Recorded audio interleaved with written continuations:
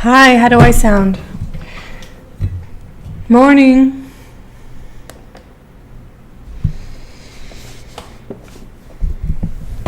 How is my sound?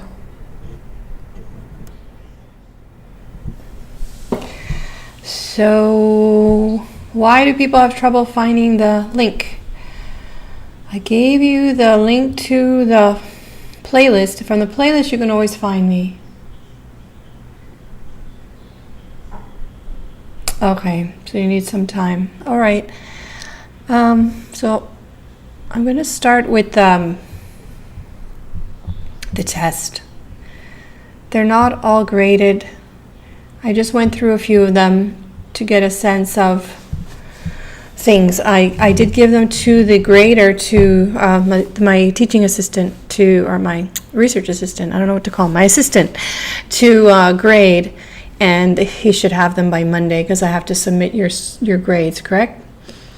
So here's an example where I saw a lot of people go wrong, and I wanted to present it.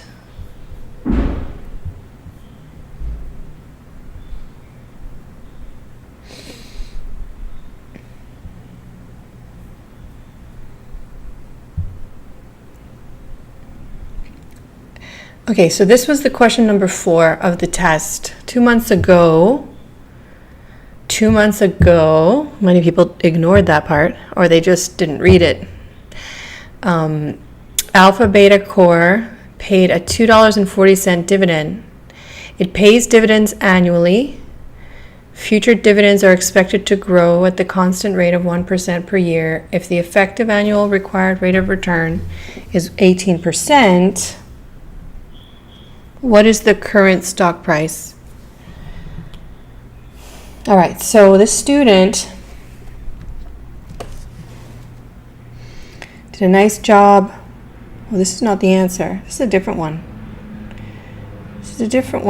Okay, no, this is a different question. This is the one before, where the student forgot to include, do the transformation here. So the result of this question, this was the bond question with semi-annual coupons.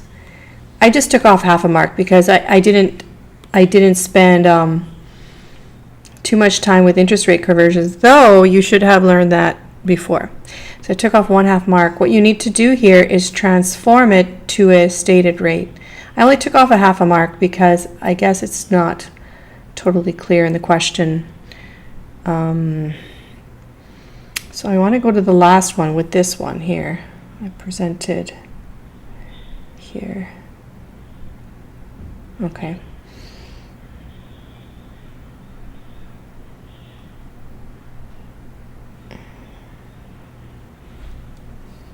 So this is the question.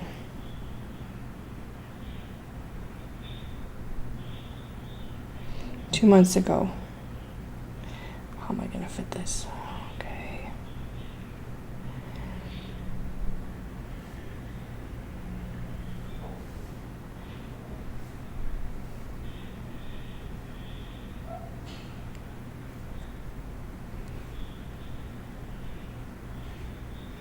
You can see the question, or you remember the question. All right, so 2 months ago, the student presented this, ignoring the 2 months ago, and it wasn't isolated to that student. This might be the only question anyone got wrong, okay, except for other small errors. But most students probably got most of the tests right, but this one they got wrong, and I had to stick to it because I need to emphasize this point. But in terms of stock valuation, the information provided helps you present or draw your timeline, which is crooked. But anyway, my timeline is crooked. I don't think I can fix that. I just didn't make something else crooked. All right. And what I've done is I've drawn it as stated here. 2 months ago, the dividend was paid. So that's here. Now you can tell me if you have any questions or you think I did something wrong, because I might have. So this is 2 months ago. And then 12 months later is the next one. If you're looking here at time 0 or now to value the stock, you only consider future cash flow. So you only consider the ones after. So that's one point. The other point is this being way over here that was ignored, and how to deal with that. Okay, so future dividends are expected to grow at 1%. So I put that 1% in there because this one will grow. This is the first one that a prospective investor will get if they buy the stock. And 18% is given as the annual rate.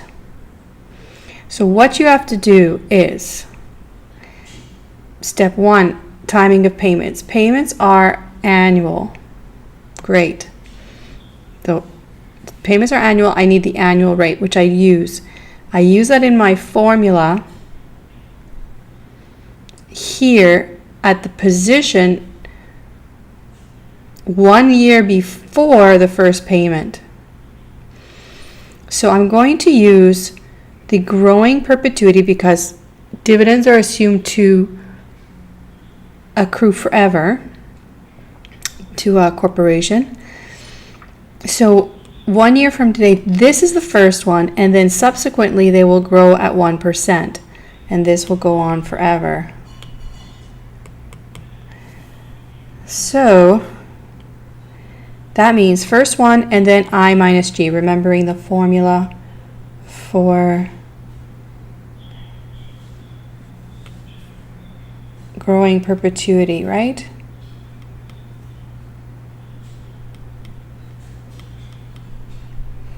That's the formula at time 0. So we're not at time 0.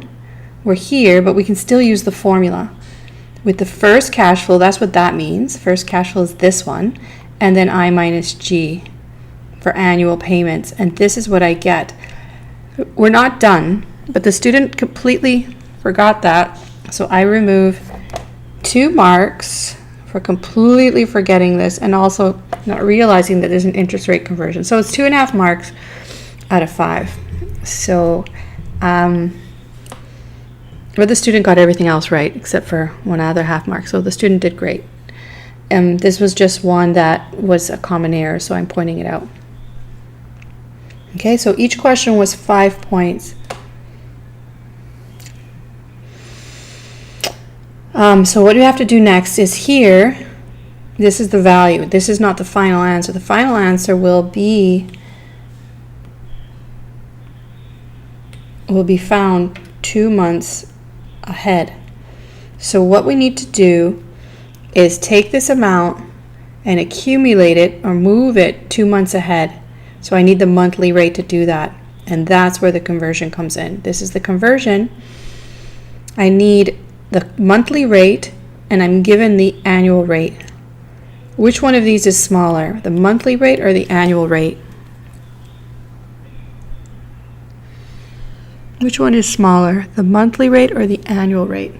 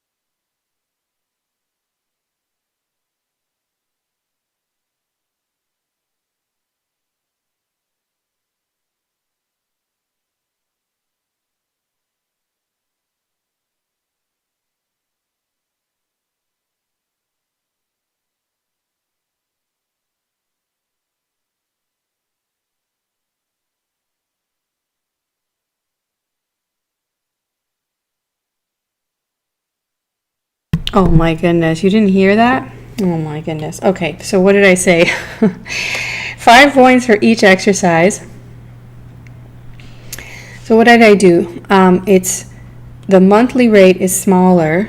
So 12 months make 1 year. So 12 accumulated factors makes 1 year of accumulation. So this is the expression I use to solve for the monthly rate. So that's the monthly rate. I store that, and then I use that to calculate the price of stock at time 0.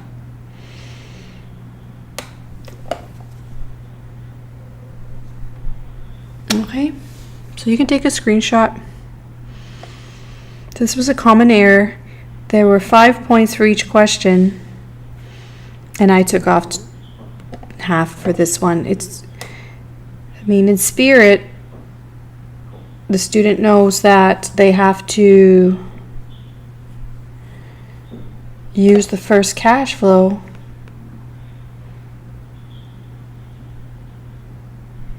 Actually, something's going on here. Yeah, they know that you have to use the first one, but failed to make this adjustment.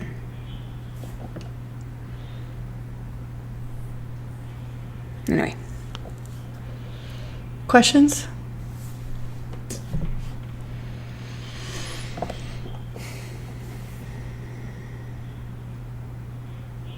You still don't hear me? No, you must hear me now. Really? It shows volume on my side. Let me know.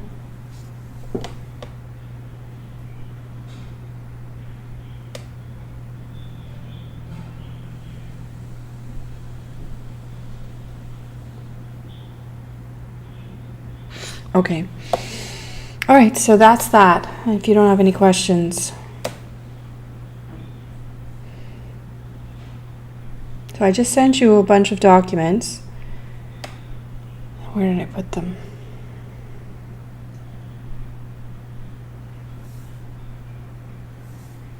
Let me see.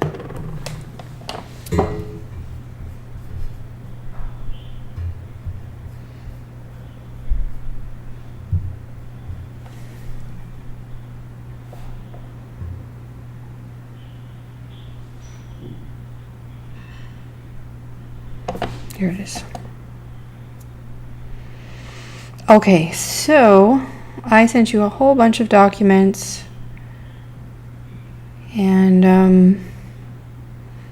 I should have sent them earlier, but anyway, what you should have been doing all week was working on number 8 that I sent you last week. So these problems here, no one complained, no one asked for solutions, but I hope you are working on these. So I'm going to ask you, which one of these would you like me to demonstrate? I sent you the answer so you can have a look. So this is 2.8. I sent this to you last week.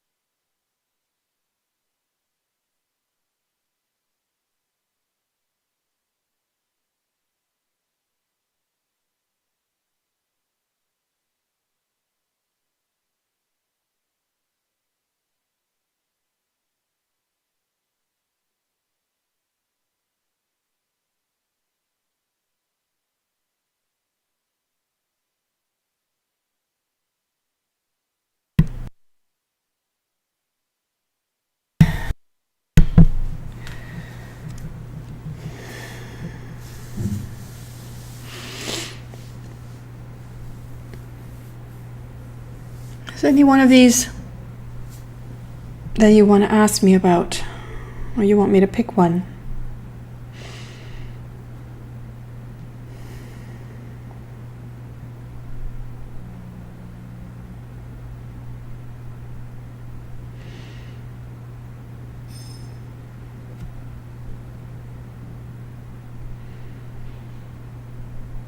No, while you're thinking about that, I'm gonna talk about my 2.13. This is my summary. So each module I have some summary points to make.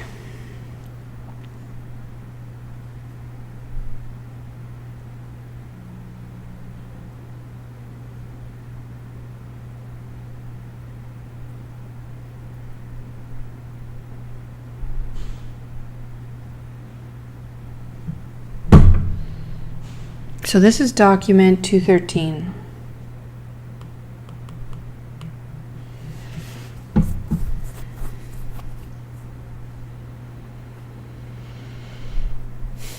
No questions about 2.8?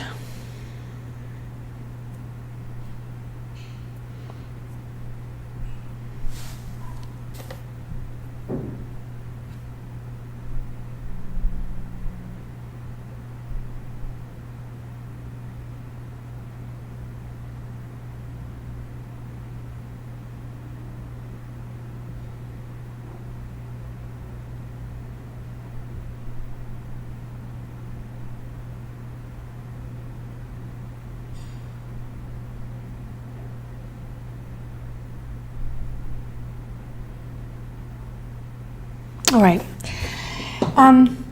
So this is the approach for these types of problems, okay? Step one, as I've been saying, identify the timing of payments, if there are payments, and convert all rates, interest rates, discount rates, growth rates, to an effective rate that compounds with same frequency as the payment frequency. I guess you also have to, not just the rates, but all variables, right? I should add that.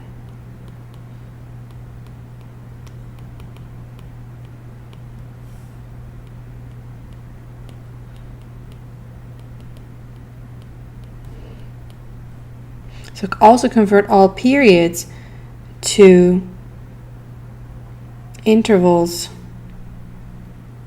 that align with the timing of payments.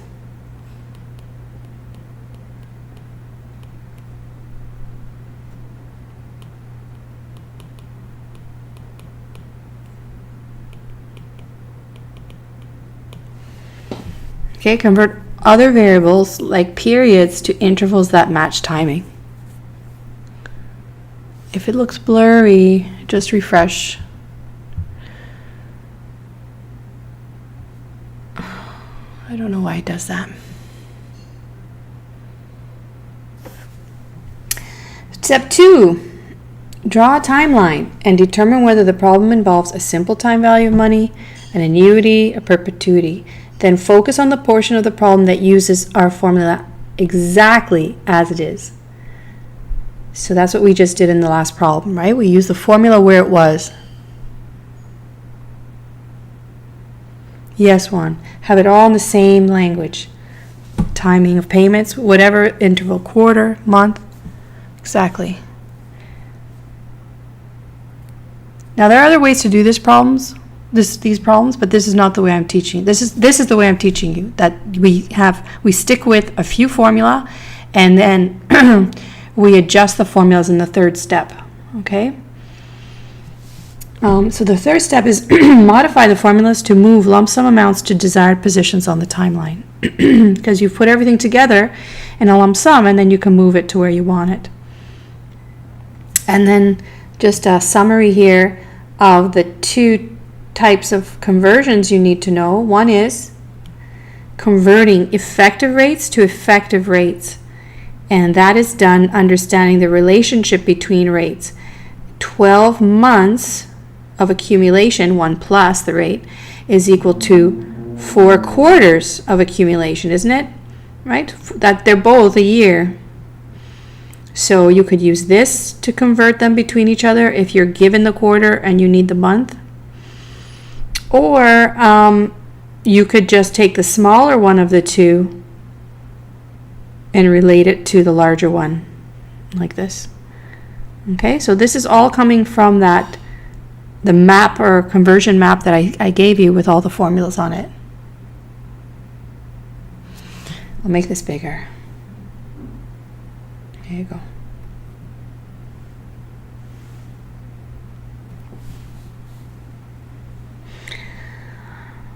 All right, so you take portions of that long equality and you say 12 months is the same as 4 quarters, or 12 months is the same as a year.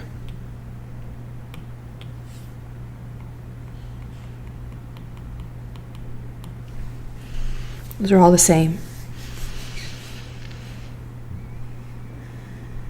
So to solve, when you solve this, it actually ends up like this, because the exponents cancel, and I hope you guys know what I'm talking about.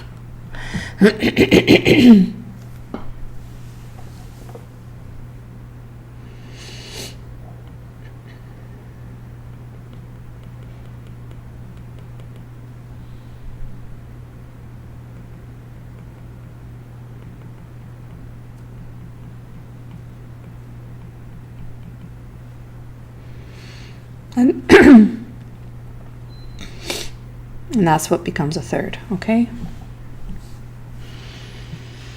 The other relationship, or the other conversion you need to do, is convert from stated rates or quoted rates. So these are the same, excuse me.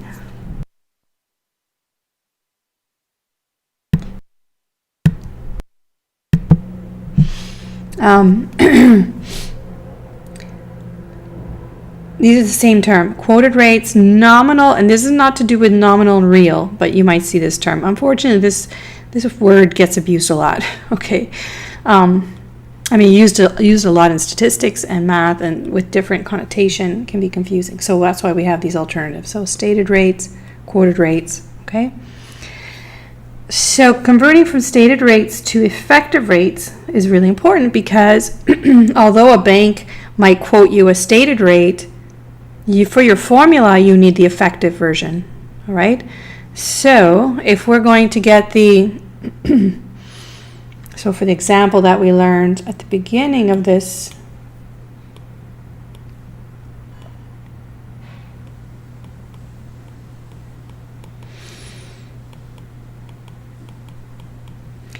the monthly rate might be 18, sorry, not monthly. This is the daily stated rate. So this is the rate per year compounded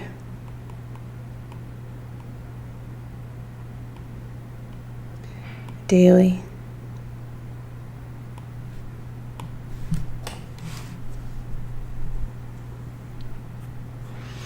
And because these are different,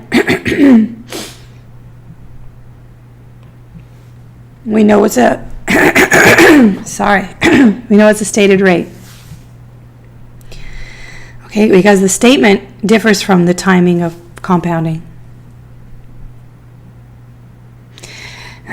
To convert that to the equivalent, what's called the equivalent daily rate, we would have to divide. If you remember, we divided by 365.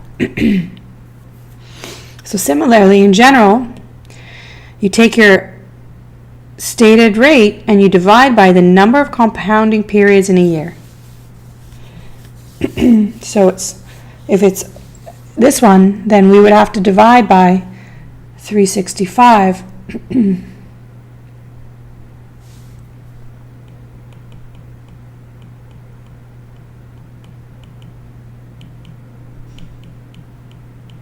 Because there's 365 compounding periods in the year for that rate.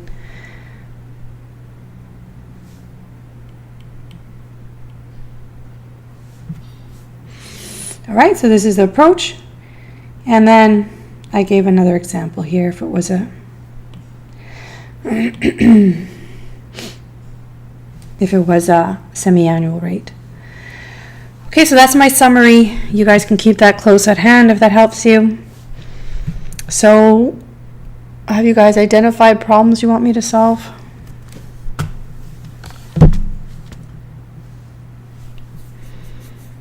in this document. So let's see the solutions. Maybe that might be more informative. So the solutions are 2.9.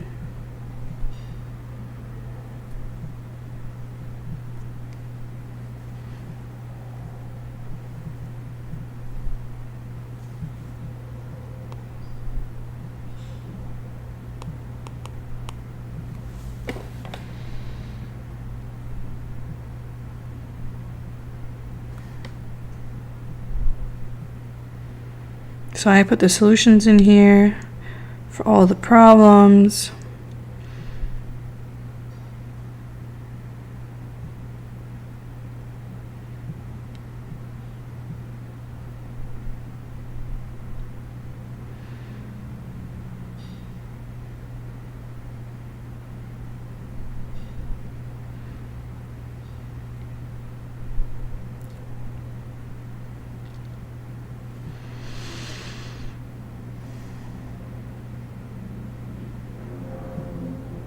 No questions.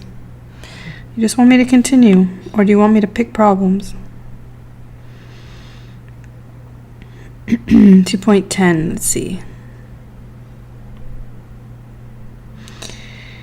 All right, let's see what we have here. So these are more of the same. More of the same. 2.11.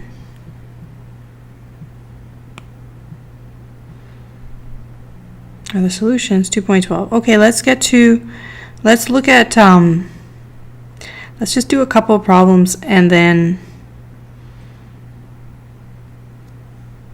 look at continuous compounding.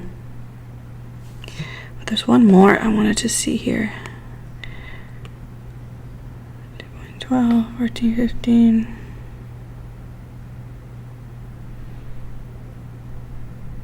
Oh, I gave you test prep questions, right? So let's look at that. So this will be for your next test. Okay, let's try these. I didn't give you the answers. Okay, so try these. And remember to always read my instructions, because I will start taking marks off if you don't follow the instructions. So the instructions here say, express 8 decimal places for percent answers that are written as a decimal, or 6 decimals if they're expressed as a percent. So we've got to be sure to follow the directions. All right, so try these. Let's try this one first, and we'll get to continuous compounding.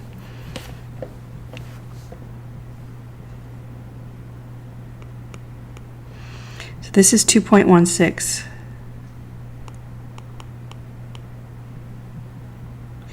So let me give you 5 minutes to try the first one. Oh, Paula wants number 7. Okay, I'll do that after. Let's do this and then I'll go back to 7. Paula, can you tell me which document you want exercise 7? Lots of documents.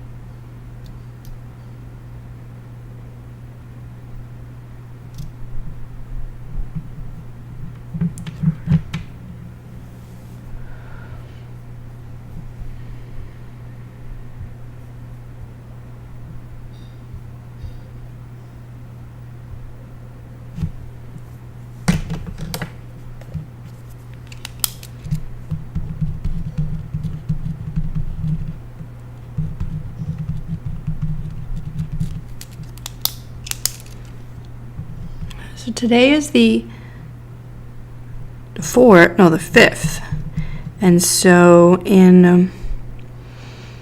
we still have 3 weeks. So in the 3 weeks that we have, I want to leave you with this, that you prepare for the test, and we're going to learn new material next week. So today I'm going to spend time doing these problems, and then we're going to move to the new material, okay?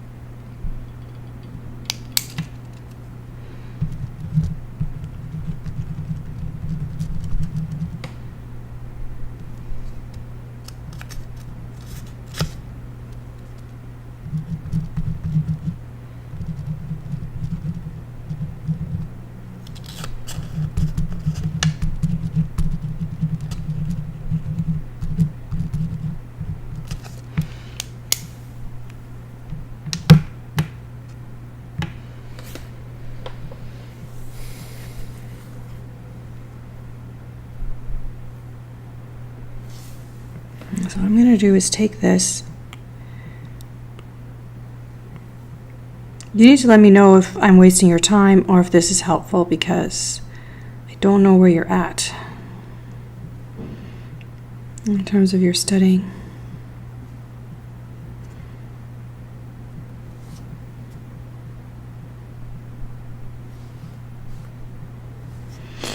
Okay, so if the effective annual interest rate is 15%,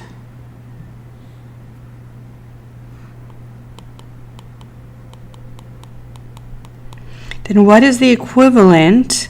So we read this: semi-annual rate compounded semi-annually. So this is written like this as a symbol.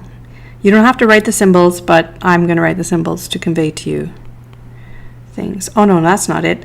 That's not it, because these match. Semi-annual rate compounded semi-annual. This is actually an EPR.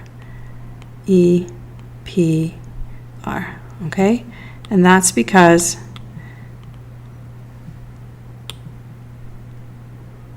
semi-annual rate compounded semi-annually, the statement of the rate matches the interval of compounding or frequency. So this is what I want from this. And we know that relationship between semi-annual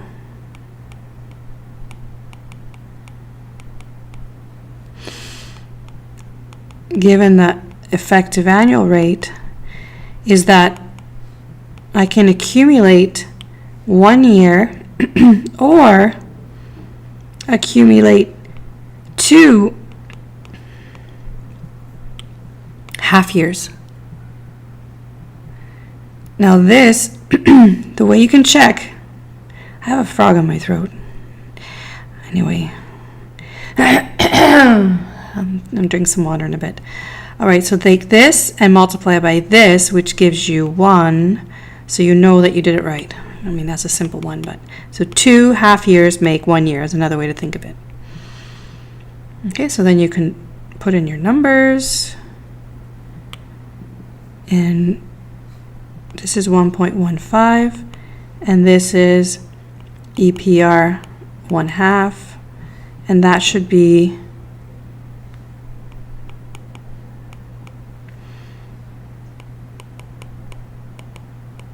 now. You can prepare yourself a formula for this if you like. I just think it can get confusing. Okay, it's confusing for me, so I like to start from first principles. It's not confusing right now, but if I start using rates that aren't a fraction of a year or more, but more than a year instead, it gets a little bit confusing.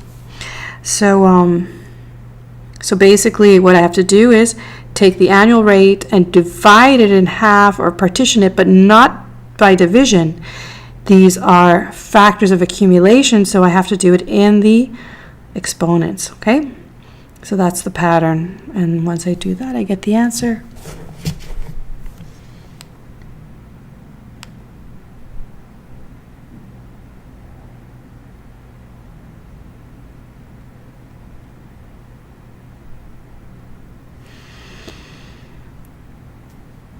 Okay, you should work on the next one in a second. So I'm going to put this, remember the instructions are 6 decimal places, or 8 when it's written as a decimal. So I'm going to follow those instructions.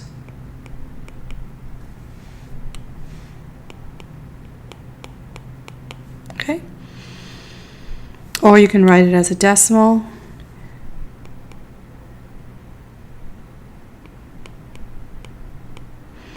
And what you notice is dividing 15 by 2 would have been 7.5, and this is a little bit smaller, right? Which is important, So if you borrowed at this rate for a year at 15%, but you showed up earlier to pay it off, the rate that would be equivalent to 15% a year would be this, not 15 divided by 2. Okay, so if you showed up early to make a payment, to pay off a loan, at that annual rate, this is the rate you should be charged. That's the equivalent effective rate. Very important information.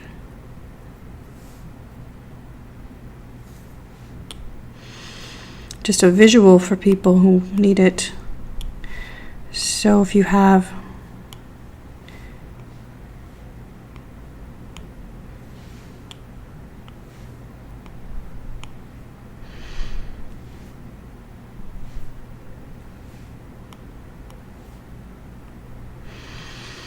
someone telling you there's an effective annual rate of 15% a year for every dollar borrowed, but you show up earlier to pay it off, the rate inside here should be the equivalent half-year rate.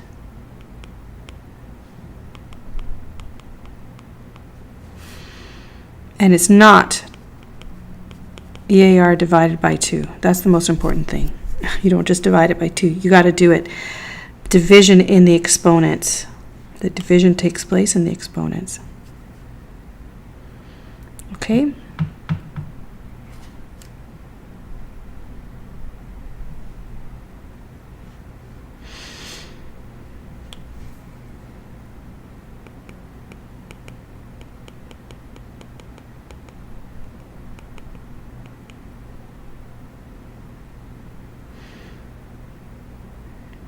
Okay.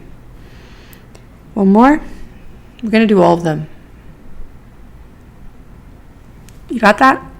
Screenshot? If you're a little bit behind. I'm going to take the next one.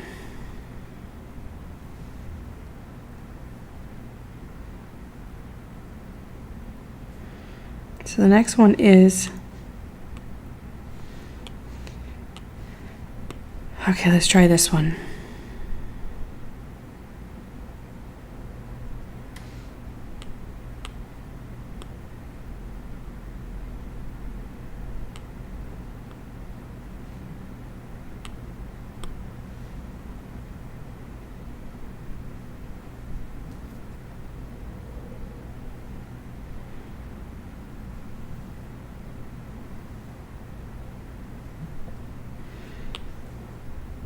All right, so we did the first part. Let's just check that. We did that already. Oops. Now let's do the next one. So we want to convert the effective annual interest rate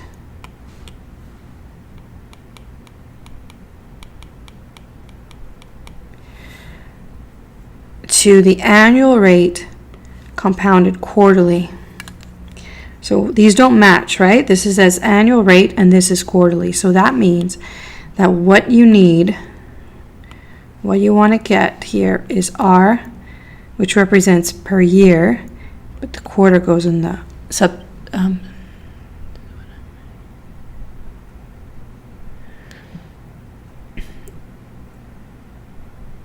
one is going back to the other one.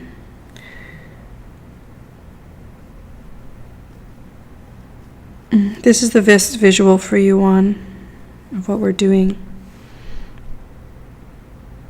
So I want this equivalent rate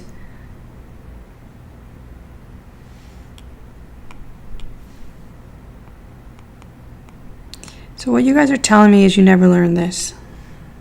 I'm getting the impression.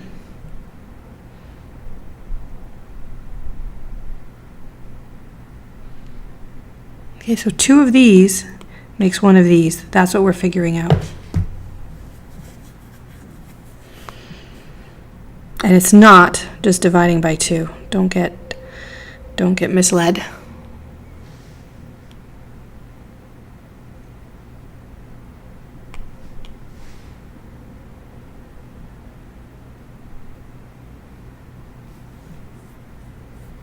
Okay.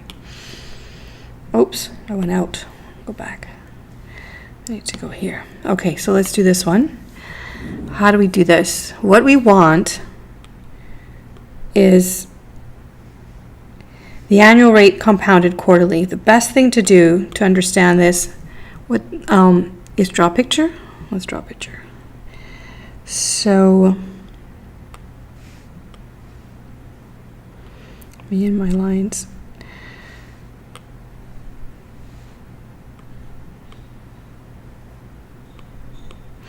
So over a year,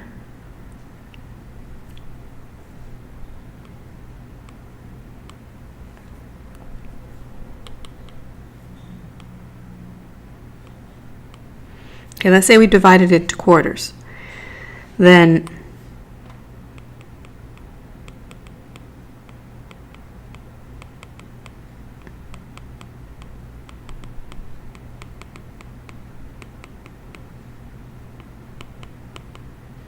what I'm trying to find out, although I know that every dollar invested at 0 earns interest at 15%, so 15 cents on every dollar invested or borrowed. What I'm interested in is what's happening each quarter. Okay, so it's quarters, so let's put it like this. Now, we can do that, right? We know how to find the quarterly rate. That's equivalent. The smaller one is this, and this is equal to 1 factor of the annual rate. Again, if you multiply this and this, you get 1, which means you've accumulated over the year, okay? So these are the same. So if I find the effective annual rate, the effective quarterly rate that's equivalent, I would say 1.15 to quarter minus 1. So that's the effective quarterly rate.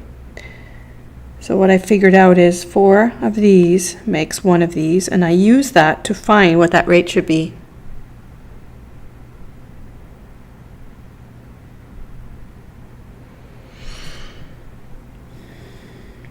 Well, you should have learned this in 3106, Juan.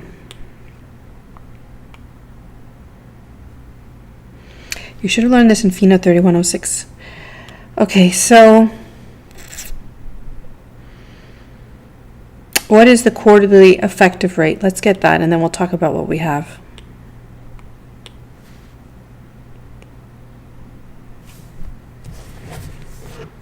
So how do you put this in your calculator? 1.15.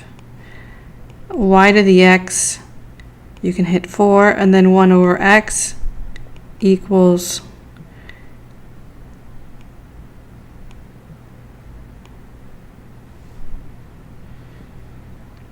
and then minus 1.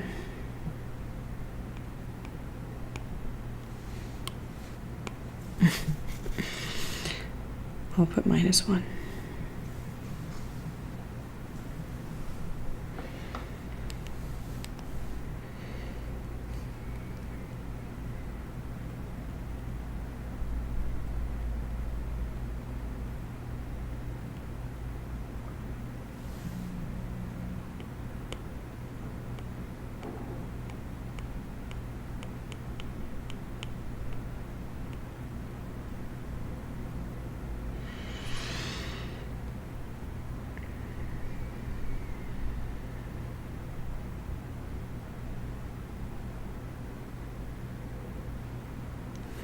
So what you found is this number 0.03329 ...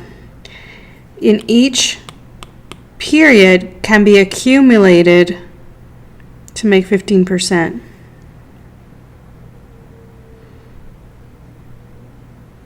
So it's not 15 divided by 4, right? That's my point. It's not.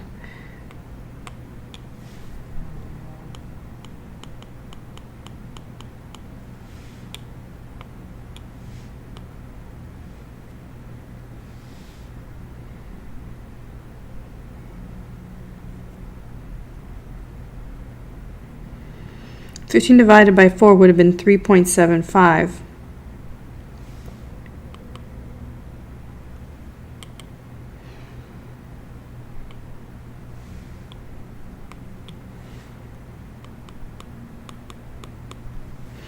And that's not it. It's a little bit smaller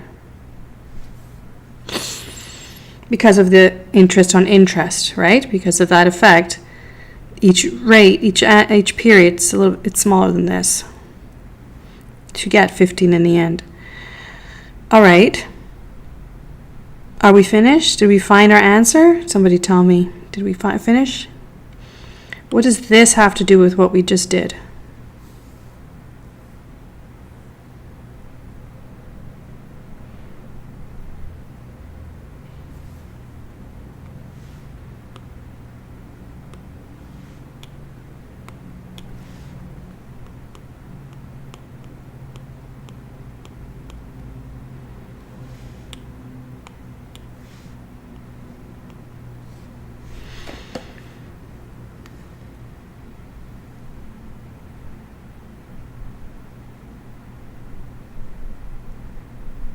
Very good one.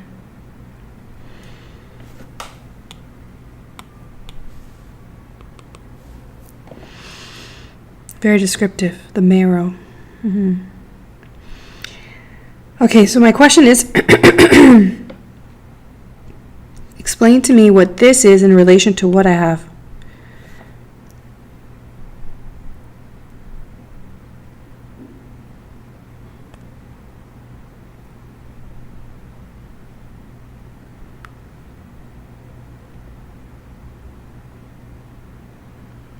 So what I did was I saw that this is about a quarterly rate. So I jumped all the way to figuring out the effective rate because that's what I know how to do, right? But now I have to make a conversion to the stated rate. What is the stated rate? This is a stated rate. It's just simple interest.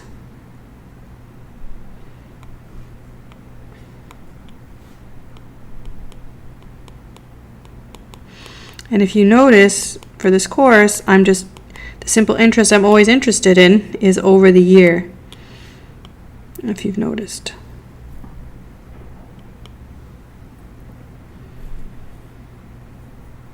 So what that's saying is, I'm not interested in the effective annual rate.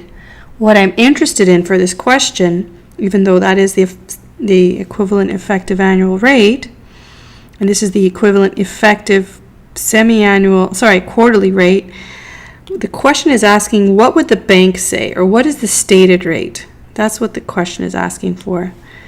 The stated rate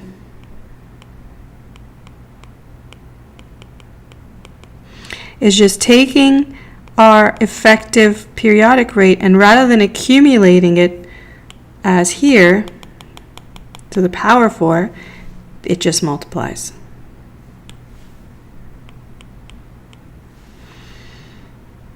And that's it. It's just a simple interest. So you take that long decimal value that you stored, hopefully, and I didn't, so I'll do it again.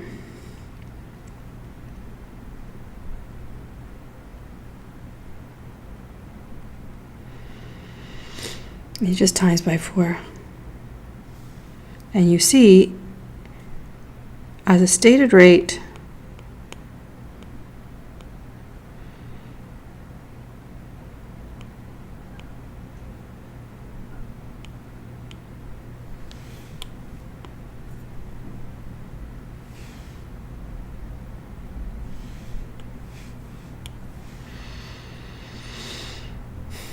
Oh, this didn't come along.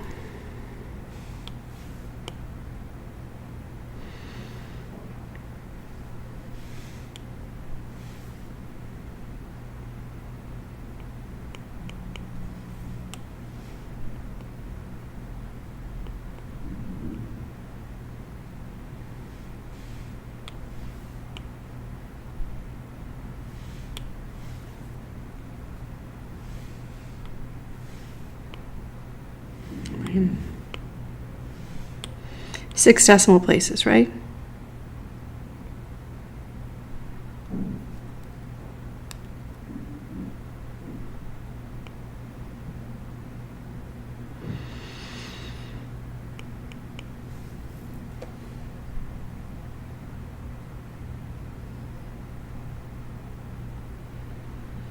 Okay, so for our formulas, we like this, but I'm trying to exercise your mind about what the heck this is. So this is the stated rate. So it's just multiplying these together to come here, to arrive here at end of year 1. So we don't put it in formulas, we just use it and convert it to effective rates. I'm not using any of our annuity or perpetuity formulas.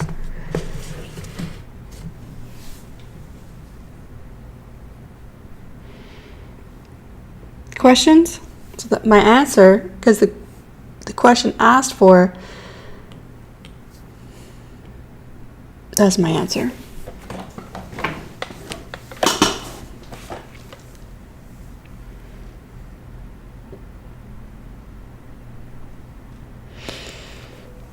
Okay, let me see. EPR 1. No, EPR 1 is 15. 1.15.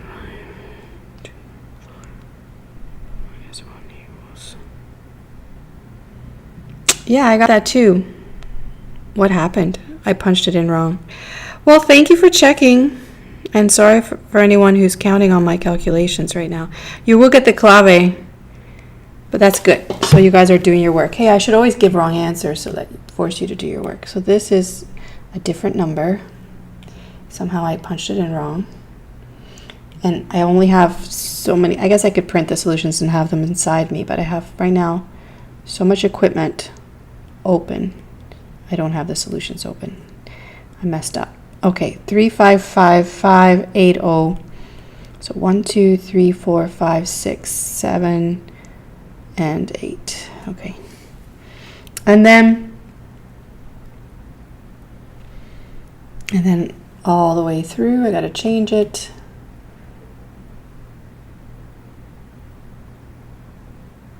What did I do here? And then here, so the point is the story I was telling changes slightly. Just the numbers change, but not the principles. Okay, so that's it. So I changed this. And I'm not going to write it again, but just say that it's 355,03555,808, not 3.75 is still the same thing. So let's see, what's the final answer?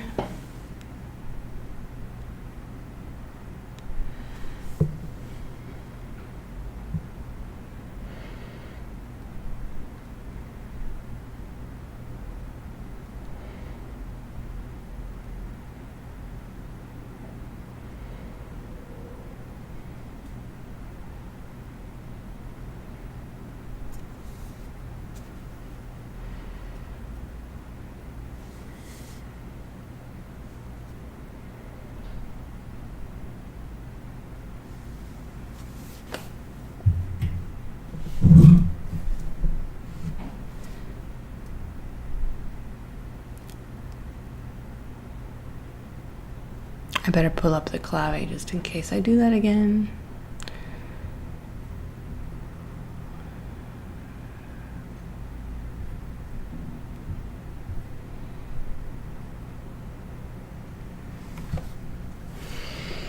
So the final answer is 14.223231.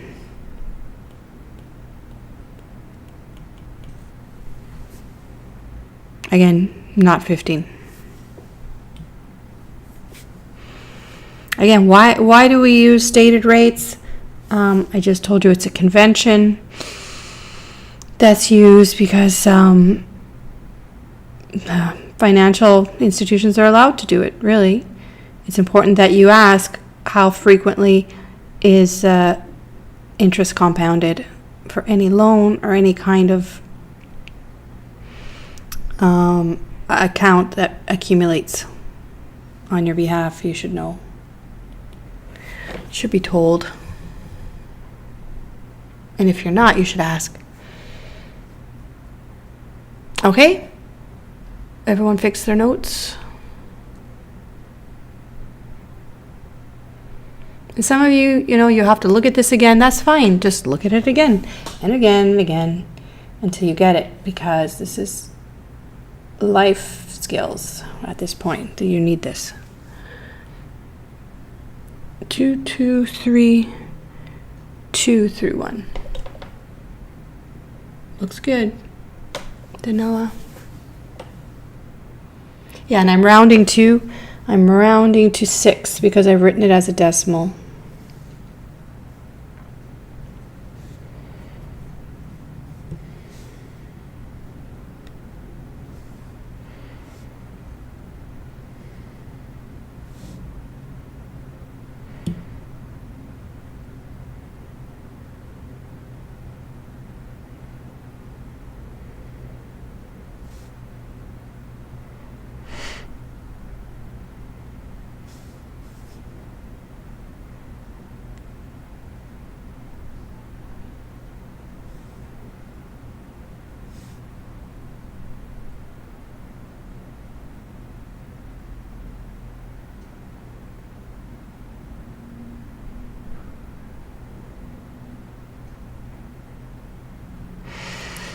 All right, good. Next, let's see the next one. Oh, I went out again. Let's go back in. Let's get the next one.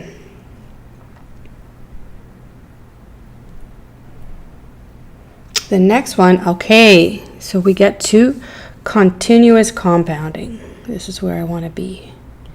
So let's get, oops, what just happened?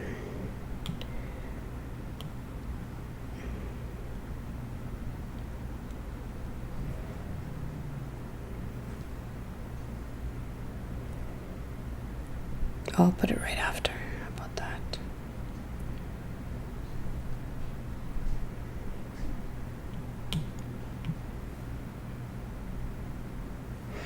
So we've done this one and this one. And now let's do this one. What the heck does this mean? Continuous compounding.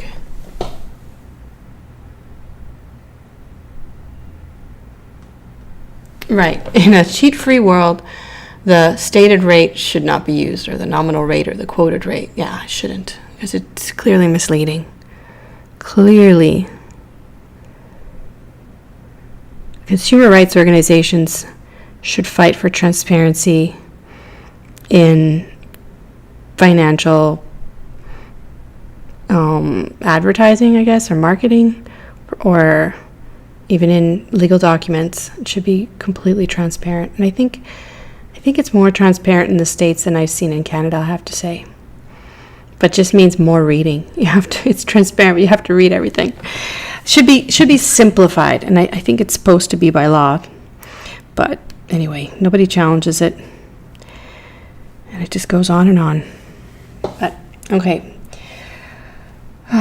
So many battles. So many fronts right now. Consumer protection is really important. Okay, so let's see. What does a continuous compounding mean? So remembering what this meant, annual rate compounded quarterly, I wrote that as R 1/4. right? Let me write that nicer. My R looks warped. Okay, so that's R 1/4. So then what would annual rate continuously look like? What symbol? So let's do a few others. So if I said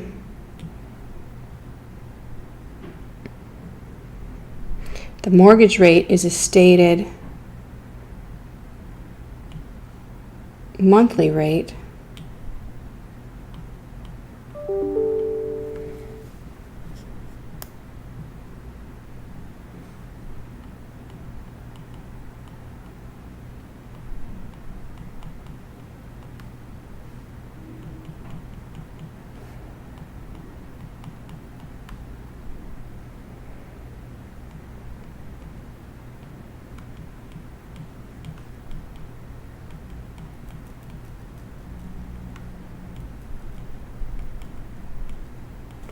right? So mortgage rates are annual rates compounded monthly. And in the documents I gave you, I go through all of this, but I'll just reiterate here. So that's R 112. Coupon rates for bonds,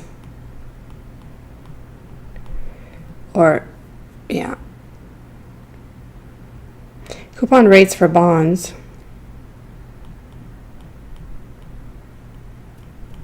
are semi-annual rates compound, no, sorry, I wrote that wrong. They are annual rate compounded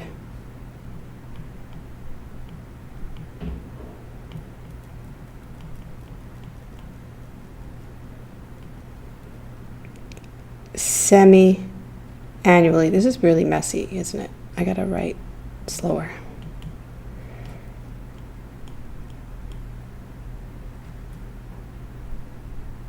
Semi-annually, and that's R1/2. So you getting the pattern right is really important, that the fraction I use here is for the fraction of the year. So semi-annual is a half, monthly is 1/12, quarterly is 1/4. Okay, then now I come back to the original question. What would be the subscript for a continuously compounded rate? I await your response. If you've read through the notes, you know the answer.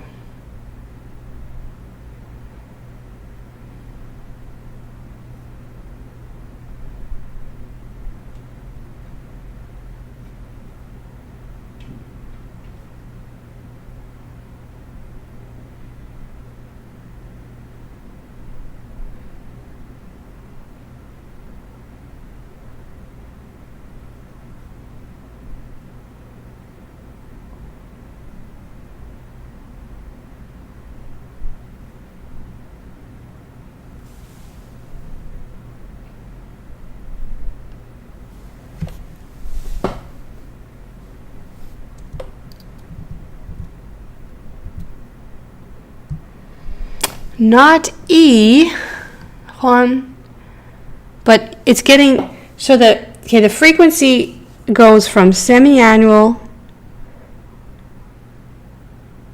to month, which is a smaller interval, so the subscript gets smaller. What's the smallest? Continuous, instantaneous compounding, which is a theoretical concept, but it gets used in finance, in the development of financial theory, and that's why I'm teaching it to you. You need that.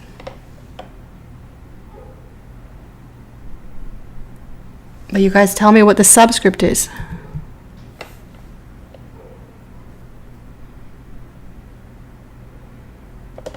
What do I put? I'm going to put R, but what am I going to put? What am I going to put as the subscript? It's an R. It's a stated rate. What's smaller than a quarter? What's smaller than a day?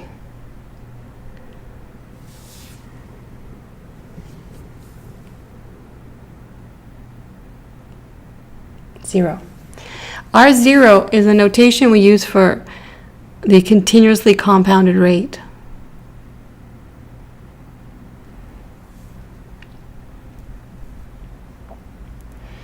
Okay, so that's the symbol I'm going to use.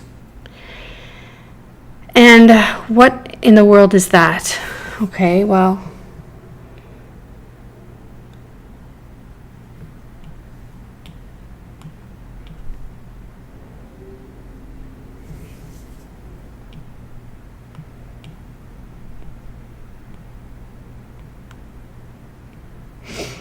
so like before, the effective rate is still an annual effective rate. So EAR was given as 15%. And I want to figure out what is the equivalent rate that compounds continuously. Now, the way I did it before in this other exercise, right, what I said is I wanted the quarterly rate, but then I converted it by multiplying it by 4 to get the stated rate. So it's just a simple interest over the year rather than the effective rate over the quarter. And this is how this would be written about if it was in some sort of financial documentation. In this case, I need the rate. If I was going to do the same thing, I need the rate for continuous compounding. Like, and I can't even draw it because it's continuous, right? So it's like the intervals are, I gotta keep on going. So you get the idea, I think, I hope. I don't want to stop this, but, so it's continuous, like this should be blacked out really, because it's instantaneous. So in fact, it's not a practical thing to actually have that. We have no EPR 0. That doesn't exist, right? However, because it's impossible to instantaneously accumulate interest, but in the aggregate,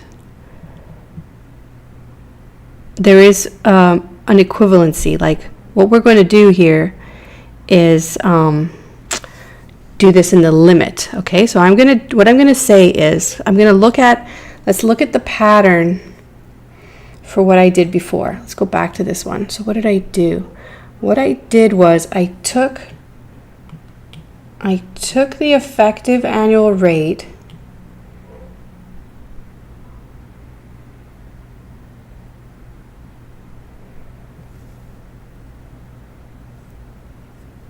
actually, let's write it like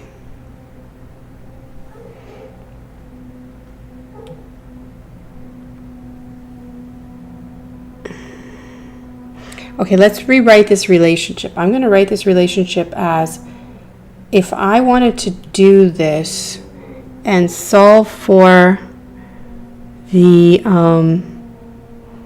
effective annual rate from this one, the stated rate, how would I do that? I would have to have taken, so bear with me a second, I would have to have taken R1 quarter divide by 4, right? Because to get R1 quarter, I had to multiply EPR 4.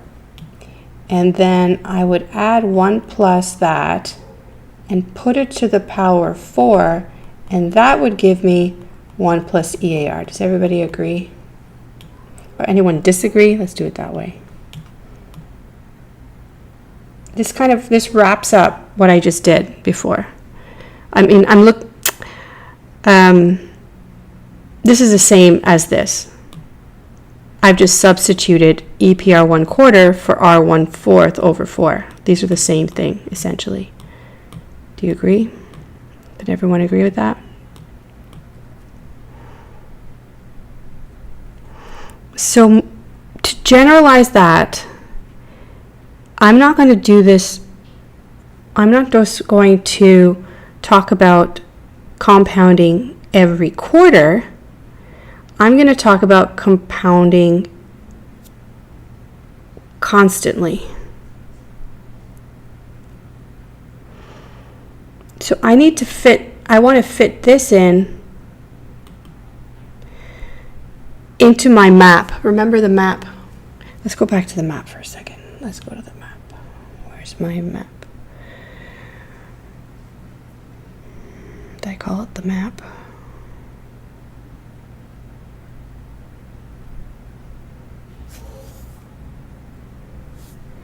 I'll just go get it.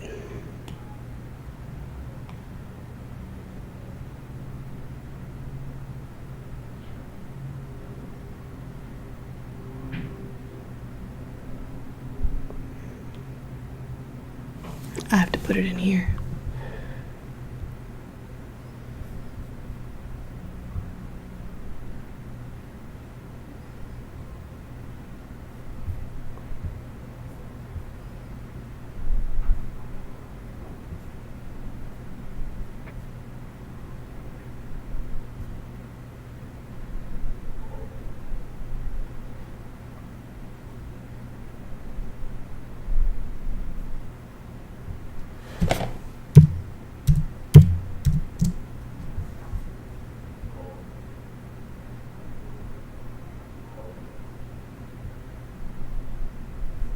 I call it the conversion map.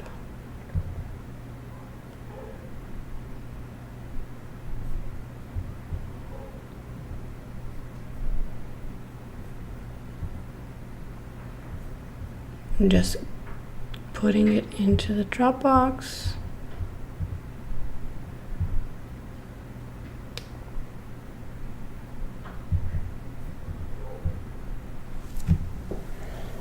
Is it going to magically appear?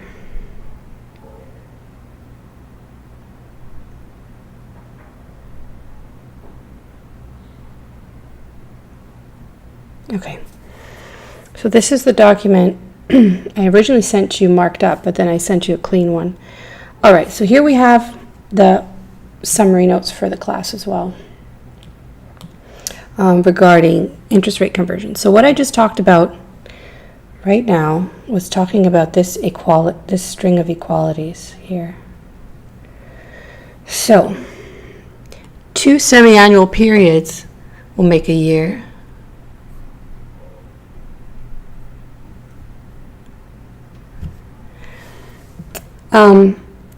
4 quarters makes a year, 12 months makes a year, and 365 days makes a year.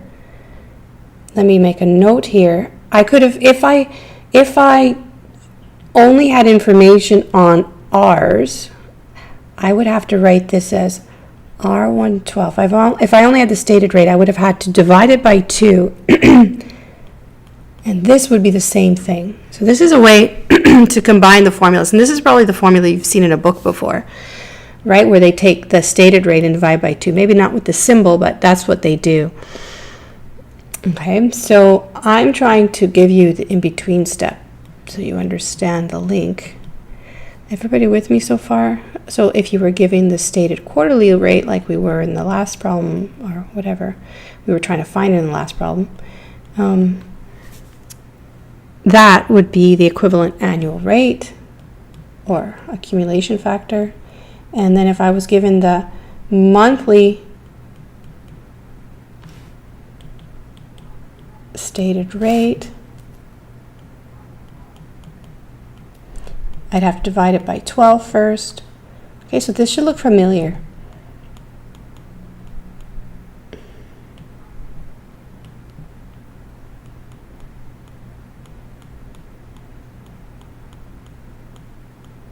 All right, so you see a pattern. But my point is that you see a pattern.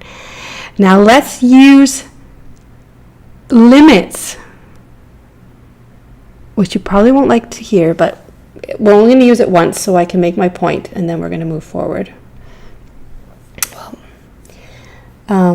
So basically you can't forget anything you learn, you know. There might be some things that you don't practice enough and it's forgivable, but you're not supposed to forget, and you're not supposed to forget limits. So let's use a limit. Limit what? What am I going to limit? I want to use this pattern, or you say lim, right? Let's say lim.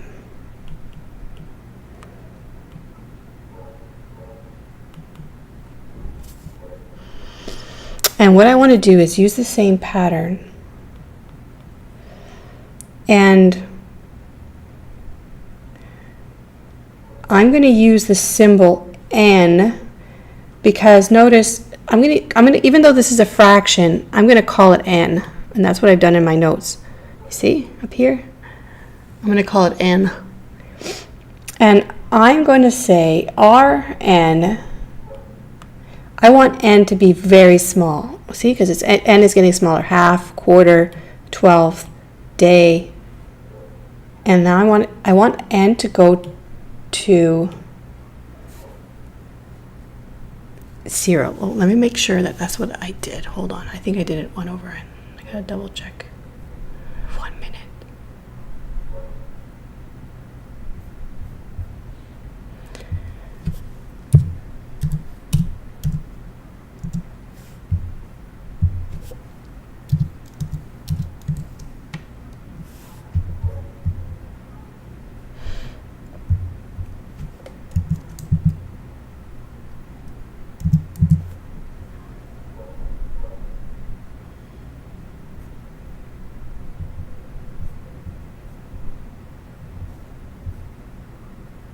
If you have my marked up notes still, you should see it there.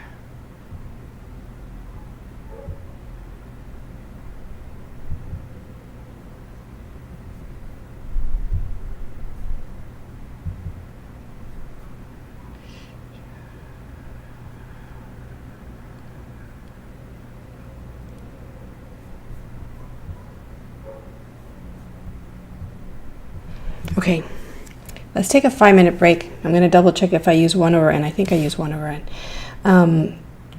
Let's take a 5-minute break.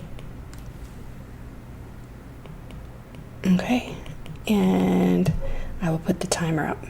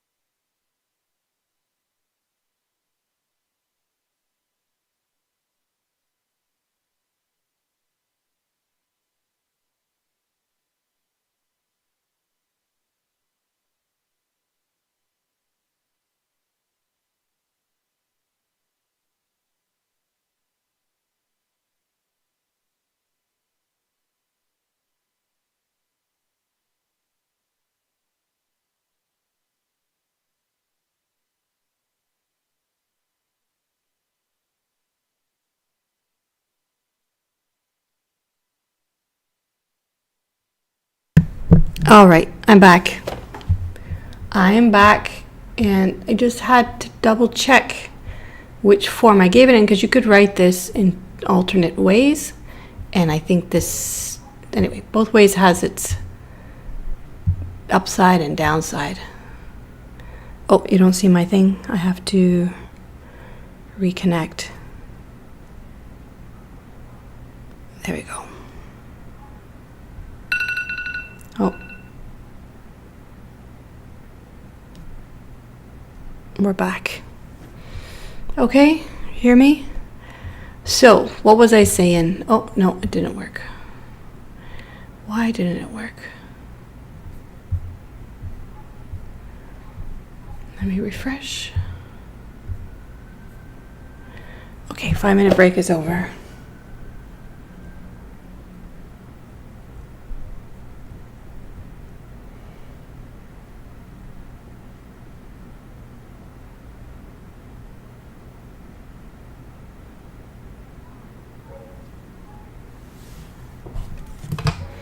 So as I was saying, and you have this in the original set of marked up notes that I gave you.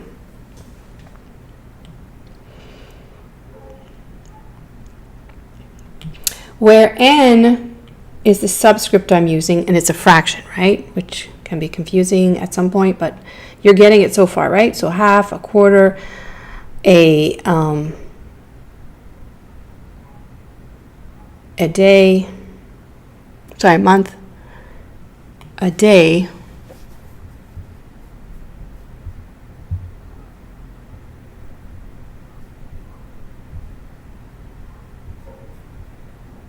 are you there? You hear me?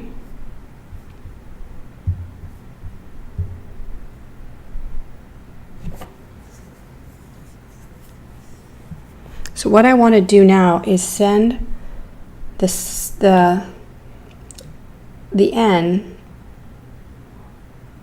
that's used for the notation to 0. So how does that affect the other? Well, 365, so what am I dividing by? If n is the subscript, then the inverse of the subscript is the exponent and what I'm dividing by, right?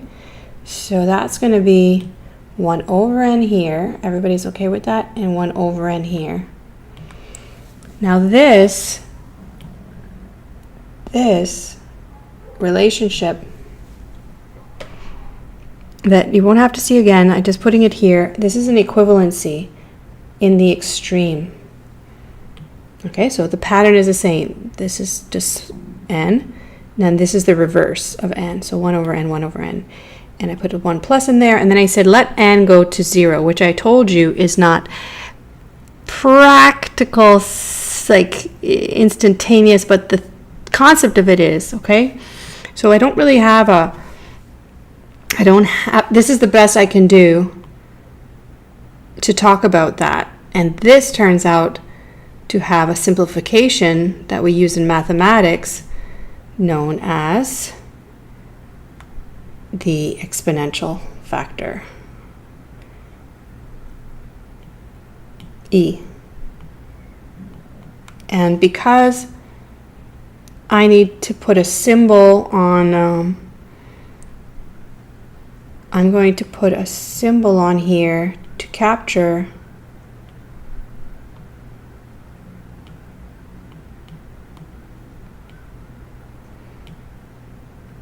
the exponent is ER0.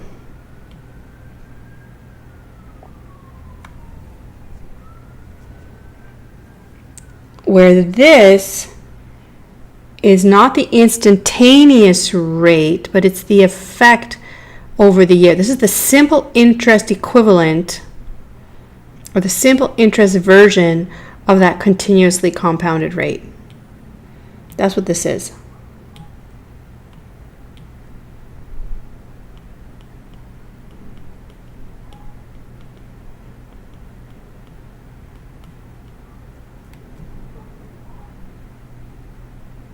Because it's an R, right?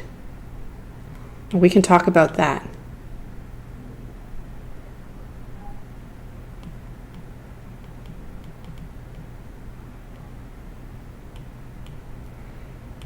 So it fits there.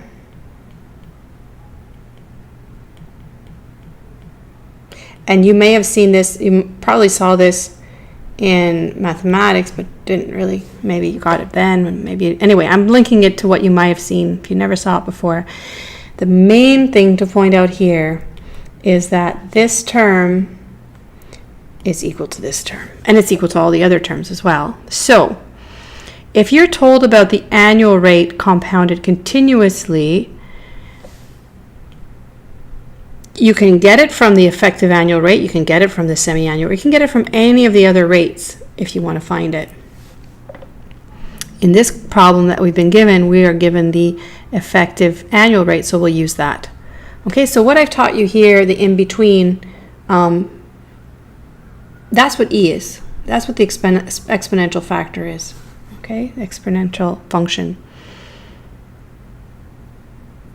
is. And it can be written other ways, but I've written it like this because it fits my pattern better. Any questions?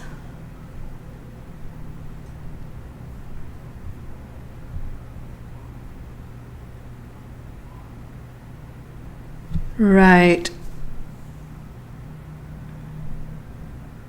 All right, so all we need to do is remember that. So I'm going to put it here on your formula, another formula sheet, page that you're going to study with.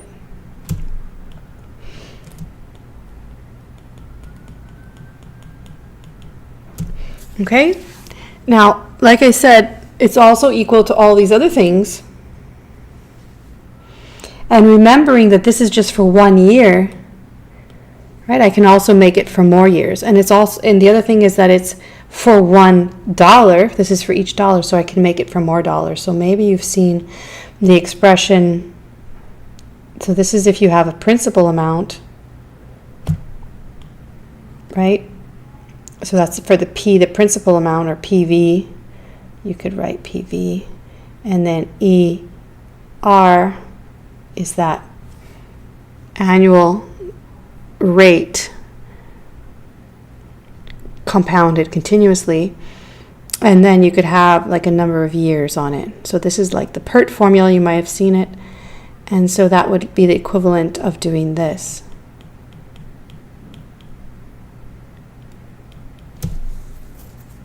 Okay, so this version of it is for $1 and it's for 1 year. This version of it is for PV dollars for T years. So you need to get into the habit. I'm giving you, whenever I give you rates, that's the rate per dollar, okay, for 1 period. And then you need to scale it up.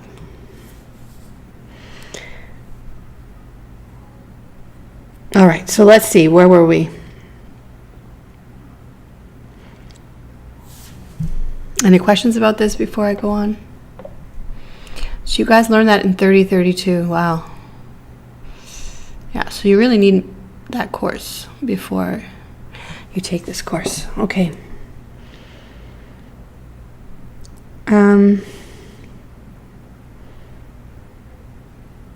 So we were here.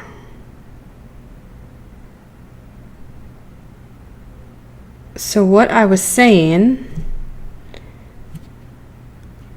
what's for here? Okay, so we don't really have an EPR 0. What we have is this relationship between the continuously compounded stated rate and EAR, so we're going to use it.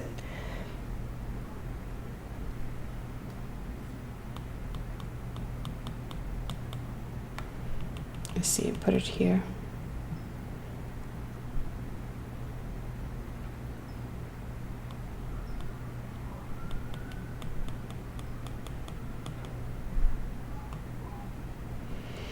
So what do we have? We want R0, but we have the 15% for the effective annual rate.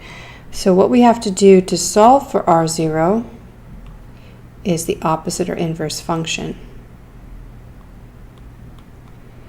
And that is take a logarithm.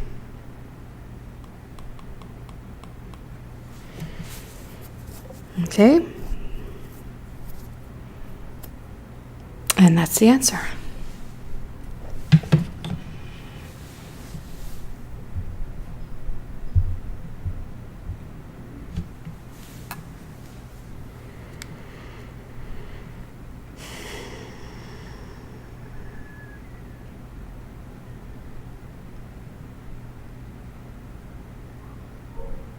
So you just hit 1.15 and ln on your calculator and you can get the answer.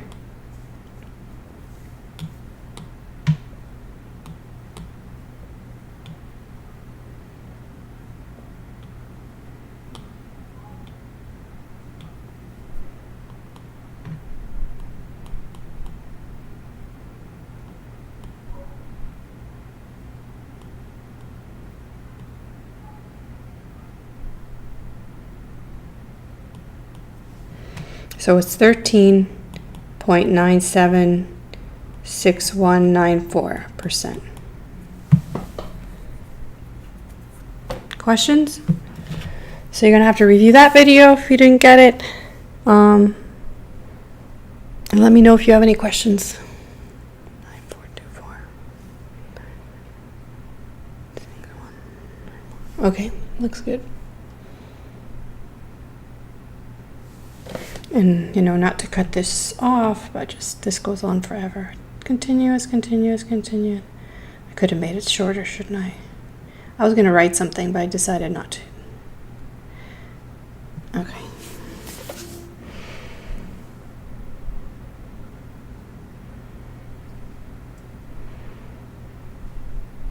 So as opposed to knowing the effective instantaneous rate, which is probably a small number, we use this relationship to get at it. Okay, and I will never ask you for this rate. It's not meaningful. I'll never ask you for the effective rate continuously.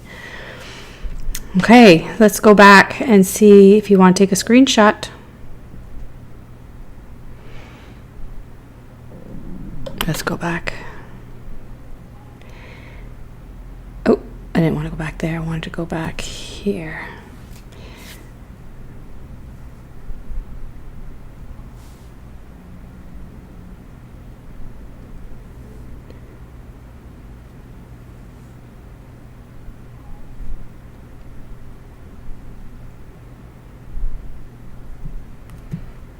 Okay, so shall I leave you with these?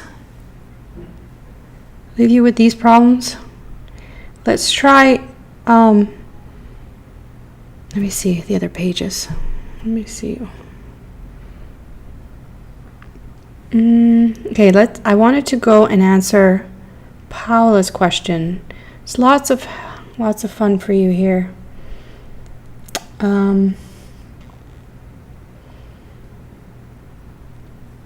Okay, let's go see if I can answer Paula's question. Unless you guys want me to do one on here, I will jump to Paula's question.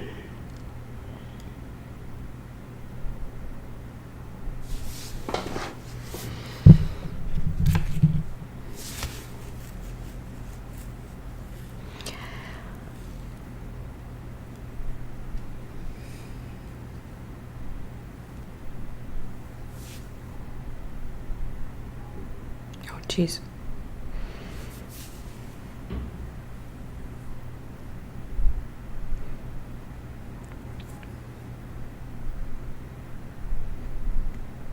Okay, so you're interested in the one with the decade? Let's see. I did it again. Got out. How do I erase this and delete this? Delete this. Anyway, so she wants to see this one.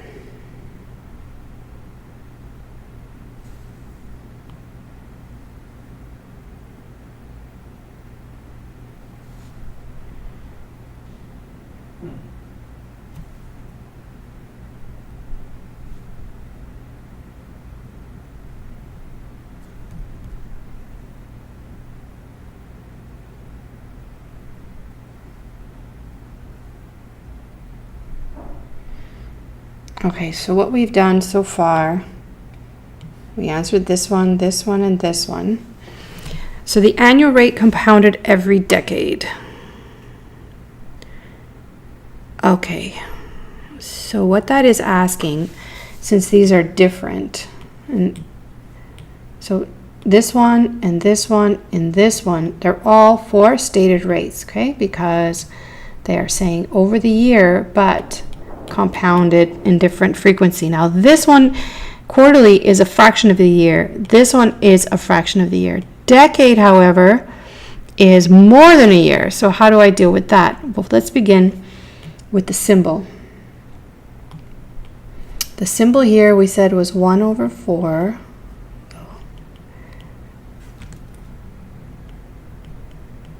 And the symbol here was R0.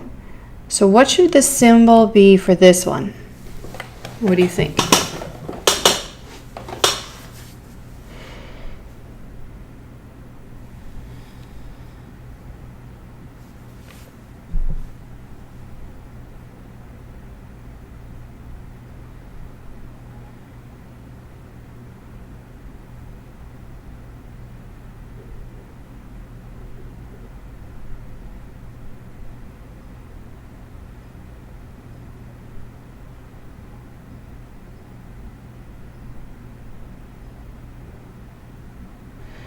So this is good. It's challenging you because how we write this will determine our understanding of what we're going to do. Okay, you guys want to say R10. But that's wrong. Okay? So what did I repeated several times in the last example. I was telling you about this is over the year. This is always, look, annual rate, annual rate, annual rate, right?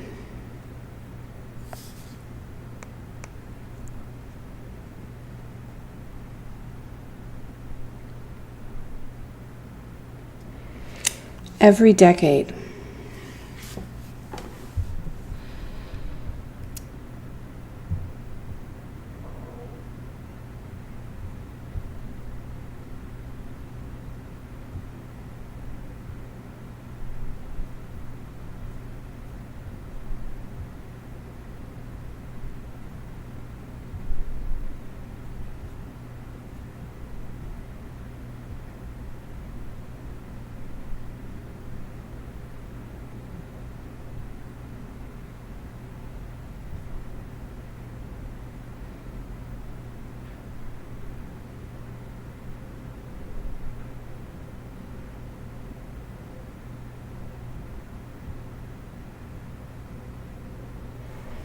One second, let me make sure I did that one right.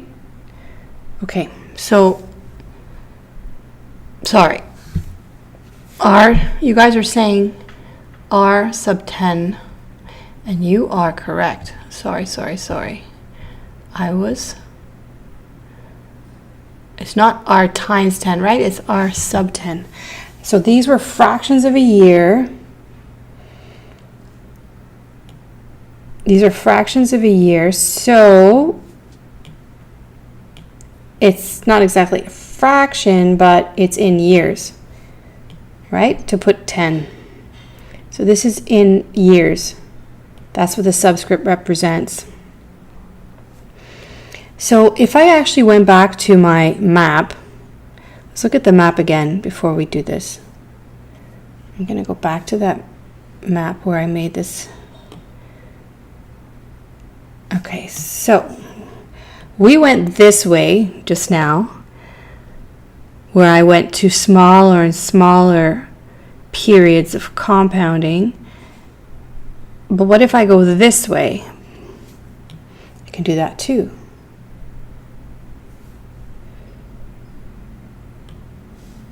Right?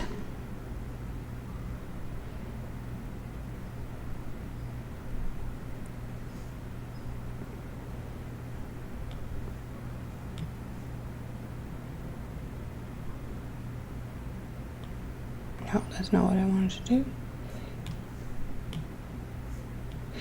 Okay, what I want to do is, so these were compounding frequencies for a fraction of the year scaled to a year.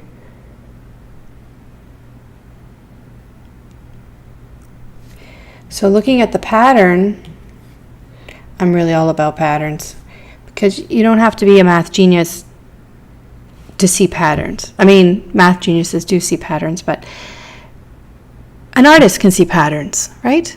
A very observant person can see patterns. You don't have to be a physicist to see patterns. Anybody can see patterns. There's a pattern here, okay? So we're going to exploit that pattern for more than, let's do this for 2 years. Let's do for 2 years. So if there was 2 years, R2, what would I divide by?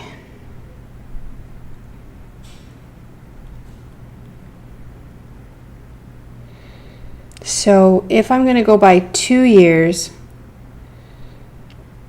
I'm going to have to multiply by, let me do it like that, it makes more sense.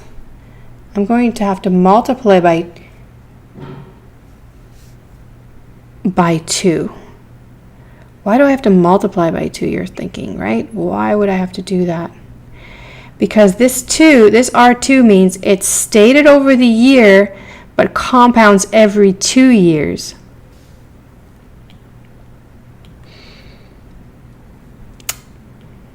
That's what it means.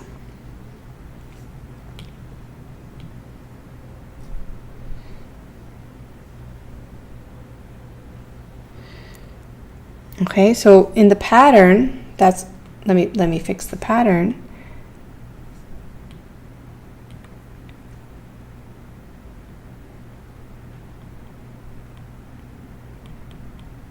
So to stay with the pattern of what I'm doing, this would be the equivalent rate if I had the, so let me write it out in words what it means. This is the stated rate per year. It's always per year, compounded every 2 years.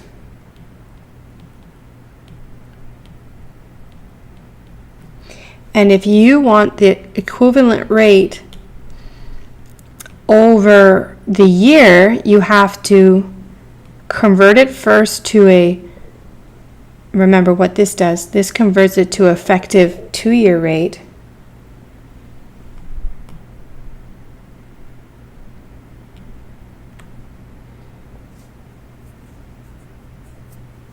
So this is the kind of thing that I told you it can get confusing. I won't ask you many of these, if that's any consolation. So this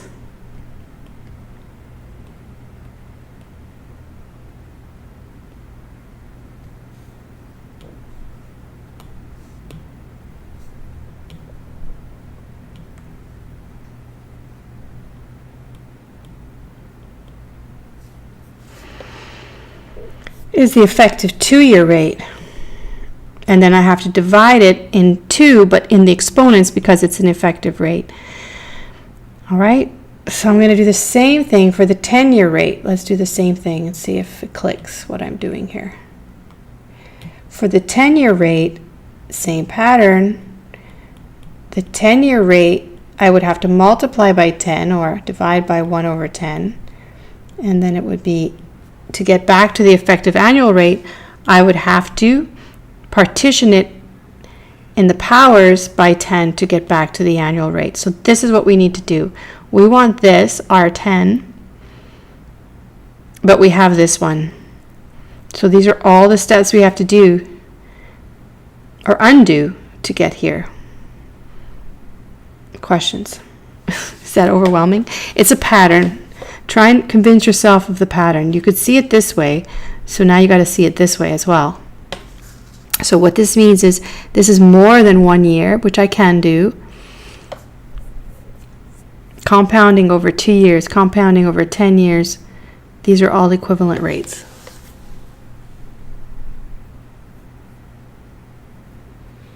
So I can take this whole expression over to my problem. So take a screenshot.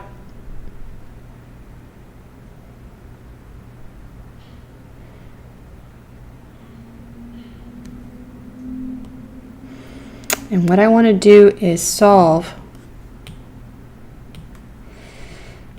I know 1 plus EAR is equal to 1 plus R10 multiplied by 10, or divide by 1 over 10 to the 1 over 10. I know those are the same.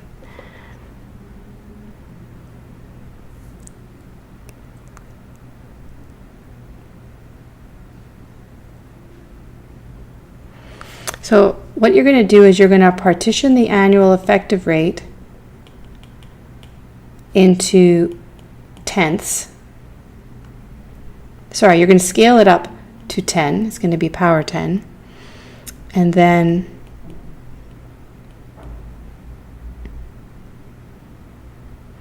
you're going to have this.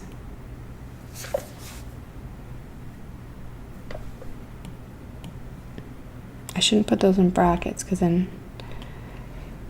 Okay, so this is I simplified. I put these both to power 10. Then I minus the 1, and that leaves me this, where this term is really 10 times R10. So what does this mean? This is the 10-year rate minus the principal, right? I'm sorry, 10-year accumulation factor minus the principal. So that gives you the 10-year rate. So this is the 10-year rate. So what is this? Let's put this in words. This is 10-year rate compounded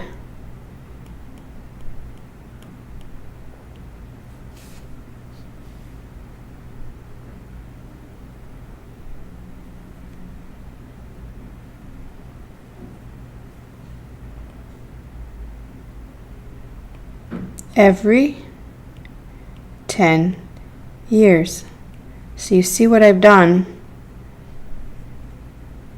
If you do this, this matches this, you see? And what do we know when this statement matches the compounding?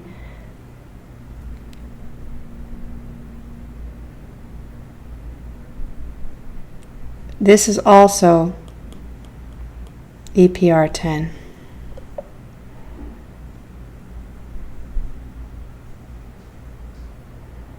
Okay.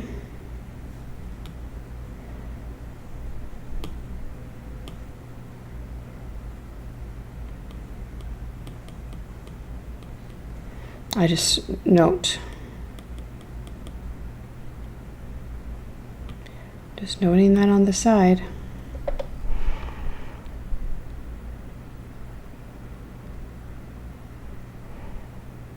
So to get R10, which is the question, your final step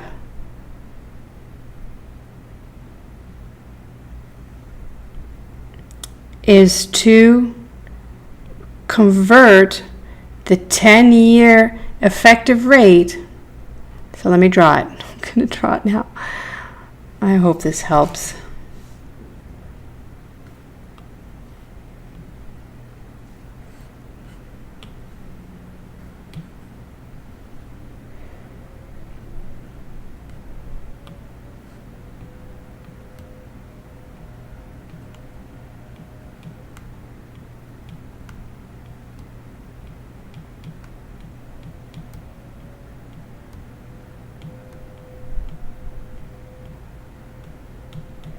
All right, so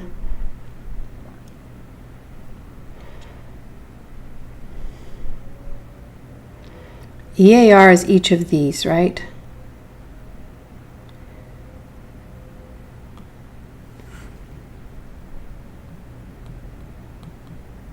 EAR in each of those, but then over the whole thing would be called EPR 10. So it's the effective rate over 10 years. And what I'm asking you for is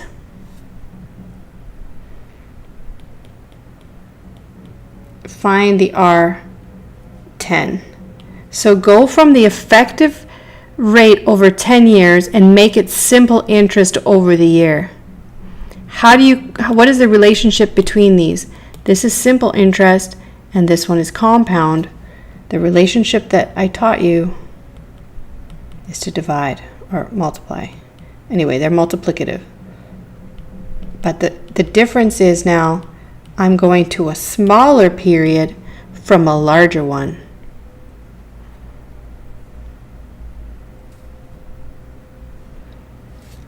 So where the formula was take R over N divided by the number of compounding periods in a year to get EPR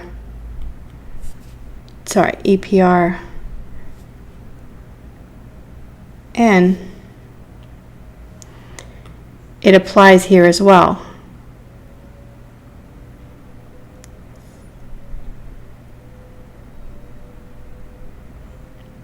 I have to take the larger one, just think of it that way, and I have to divide it, in this case, so it's backwards, right? I'm going to divide the larger one by 10 to get the equivalent rate over a year. Why would we ever do that? This is mental gymnastics for you to understand the relationship between stated and effective rates. Someone can state simple interest over 10 years, and you have to know what it really means.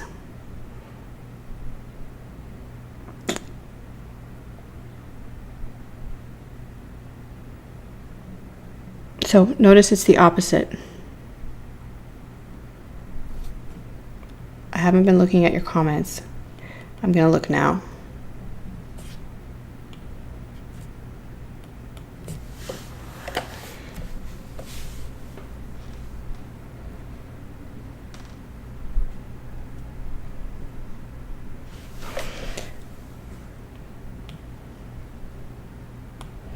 So R10 still, though it's talking about the 10-year rate, so it doesn't compound until 10 years, but I want the statement to be made over 1 year because I want to be able to compare it to other rates that are similar over 1 year.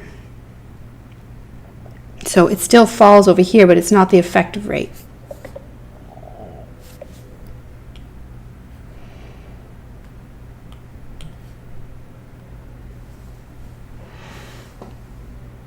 Okay, so I will send you the solutions for those. Well, actually, you have all those other documents. I am not going to give you the solutions for these until next week. This one I'll hold off on. I will hold off on this so you guys can struggle a little. I appreciate the answers. Okay, I'm gonna have to get some water. I'll be right back.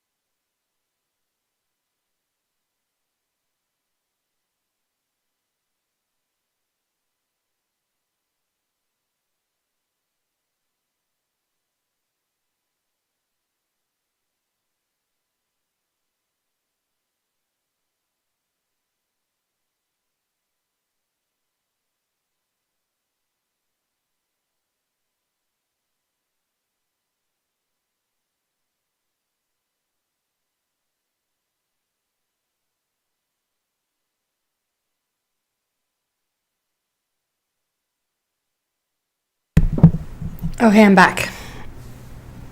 All right, let's see if we can do, if you have any other questions, let me know.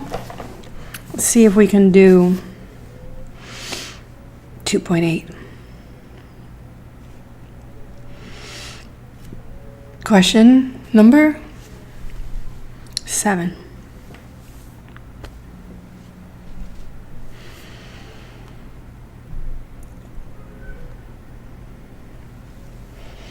Okay, ABC Company's first quarterly dividend is expected 2 years from today with an expected amount of $3 per share. Each subsequent quarterly dividend is expected to grow by 2.5% indefinitely.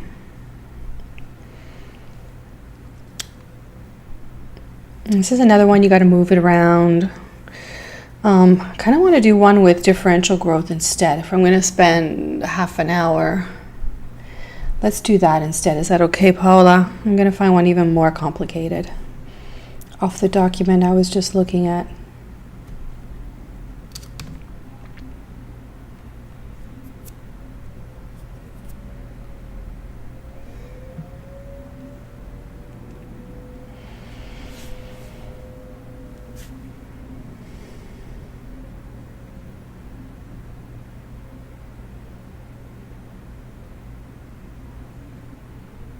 Okay, let's do this one, number 20.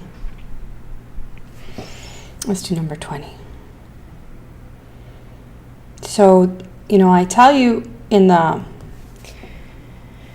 instructions to the exercises and to the exams, I tell you to make your timelines. Like sometimes it doesn't make sense to make a timeline, but and so you can omit it. But for questions like this, you have to make a timeline. You just have to. Explain to me what you're doing.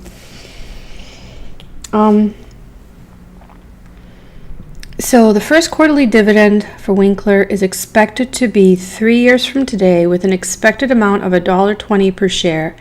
Each subsequent quarterly dividend is expected to grow by 2.5%, following the quarterly dividend 7 years from now. The quarterly dividends are expected to grow by 2% each quarter. So payments, timing is quarterly. So let's make a note. Like quarterly. We need all quarterly rates and periods. Okay, and then you have 2.5% growth rate until after 7 years from now when it grows at 2%. So it goes down. So the company is going to contract a bit, or they anticipate that. So this is, assumptions built into the estimates. We're going to use in what their investors in this company will use 18% as the effective rate of return, or the required rate of return for this, the uncertainty of returns for this company. This is what they come up with. And what's the price? That's the question.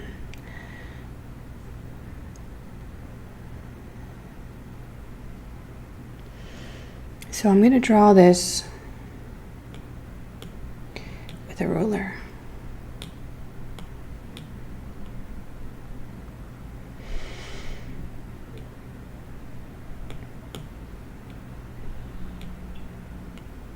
And it says 3 years from today. So I'm going to, even though I have, I'm going to mark years, I'm going to write it in quarters. So now is here, and then, so 3 years is 12 quarters, right?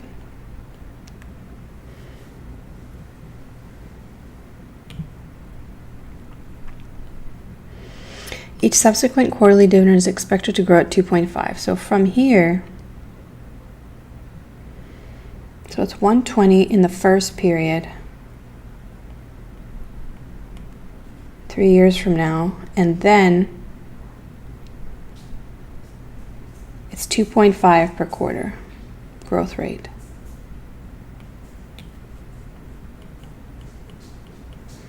So you can say that's your G. I'll write that clearer.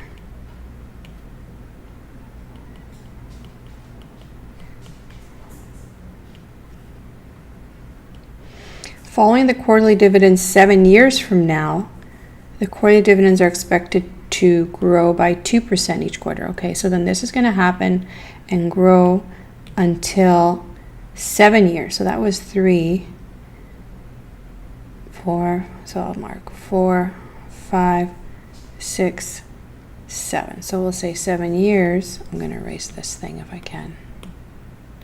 I cannot. Okay. So, okay, 7, I'll figure out how to do that. And this is going to be 7 times 4 is 28 quarters. And after that, it's going to be 2%.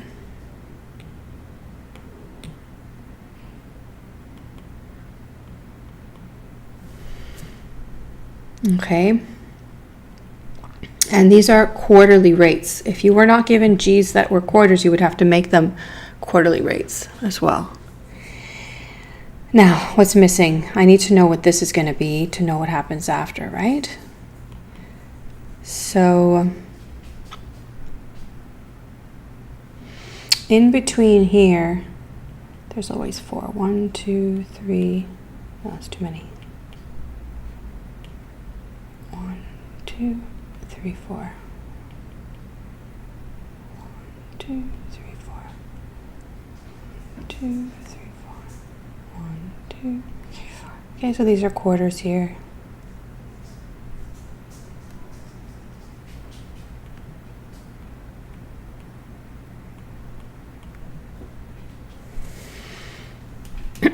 And this goes forever.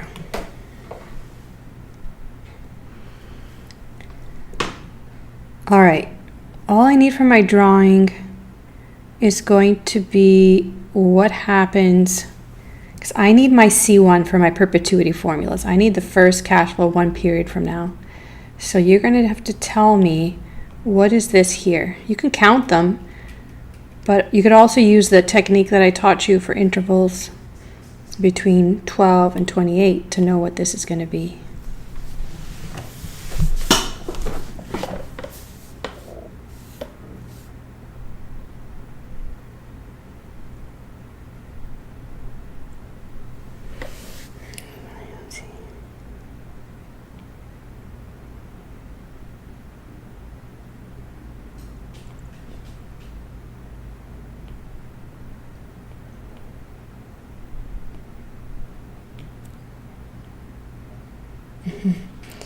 Hold on, that's kind of working. Let me make it bigger.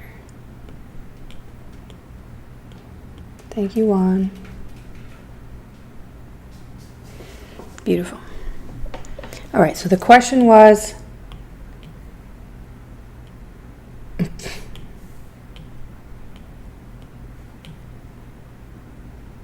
what's this one? I need to know that one because that one is going to grow.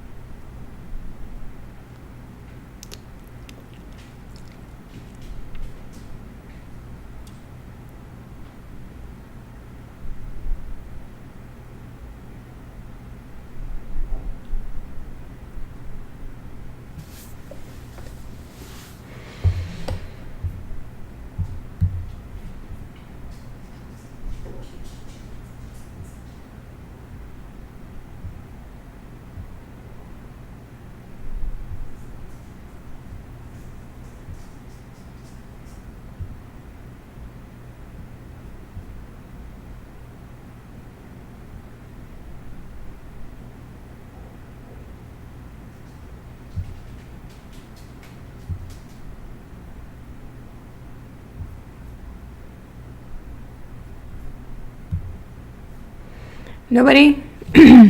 What is the amount of the dividend in 28 quarters.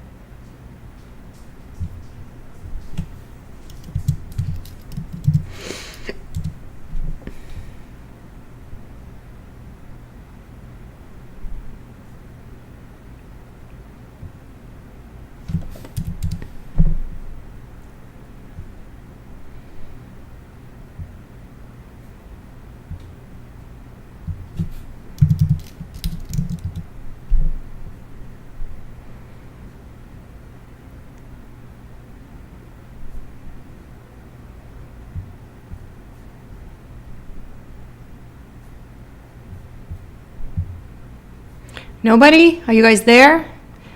What is the exponent? What would be the amount? Don't be scared. Don't be shy. You're going to learn if you try it. And you'll remember it if you tell me what you're thinking and I correct it or I acknowledge it.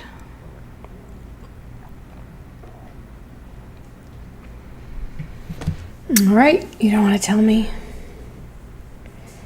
So this one will be 120, and then they will grow at 2.5%. So this one is going to be, this will be 2.5 higher, and then another 2.5, and it'll go like that. And then go on and on and on. So between 12 quarters and 28 quarters are how many quarters? How many intervals of growth?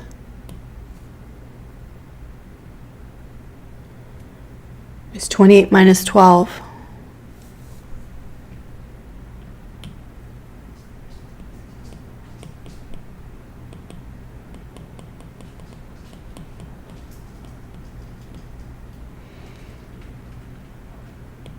And 28 minus 12 is what? You guys can't get this wrong. 16. So that dividend here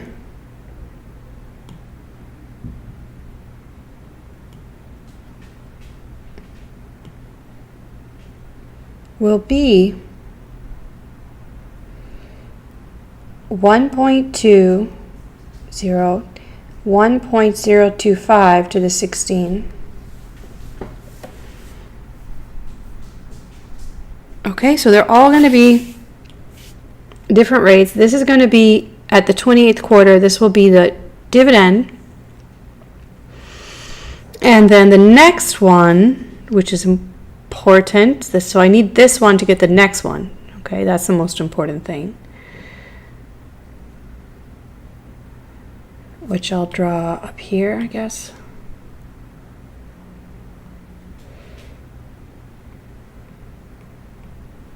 What is it going to be at the 29th quarter? I'm going to rewrite this so it doesn't look like it's there.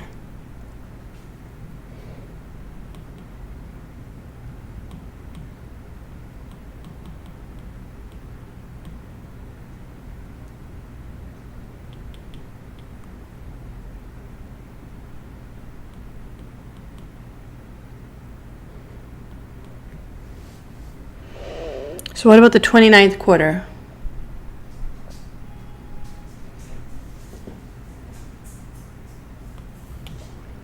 I'm going to leave the exponents on, but I'll check that for these. So what's the 29th quarter? It'll be 1.20, 1.025.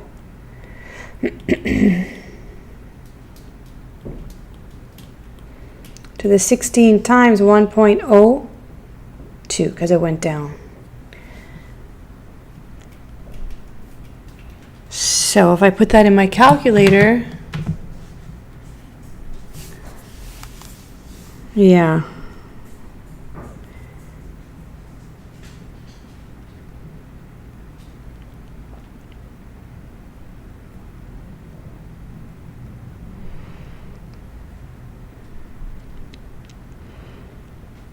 So you shouldn't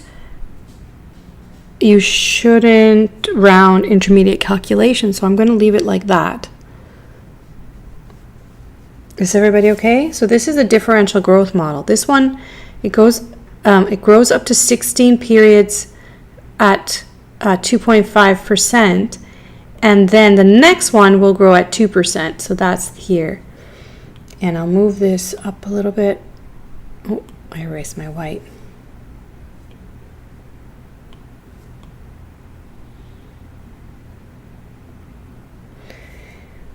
And I'm going to put in here G equals 2%. All right, so now what? So what do I do with this? I want to get this valued all the way back to times 0. And the ones that fit my pattern, so I go with the pattern up till, okay, so from here to here, I could say I have a growing annuity because it changes after, right? At a different rate, and I don't have a formula for that. So I only have a formula for the same rate of growth. I can take all of these plus this one back here. You guys have to remember why. The formulas are always one period before. So between here and here, that is going to be an annuity. At PV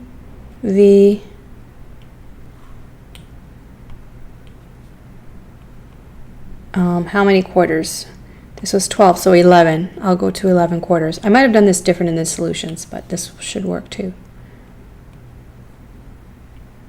I'll write it. I'll just leave it like that. 11.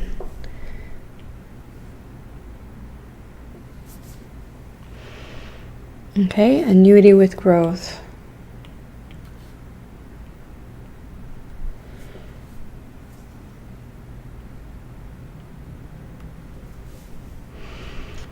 That means annuity with growth. Okay. And then what happens is this other thing that's going to be the perpetuity that goes, the payments that go forever. So this is a perpetuity. With the first payment being, we can say, we'll use this amount, and then growing at 2%. But we're going to value it at PV 28. If everybody gets that. If not, let me know.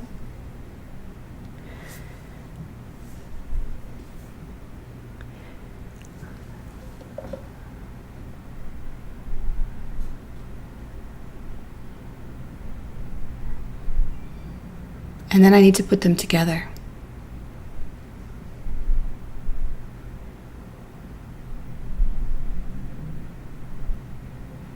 Can I give you 10 minutes to work on that? And then we'll regroup.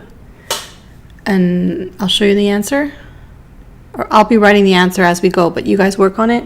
So I'll give you 10 minutes. I'm going to turn off my sound. And you guys finish that. And then I'll be here for the end reveal of the answer.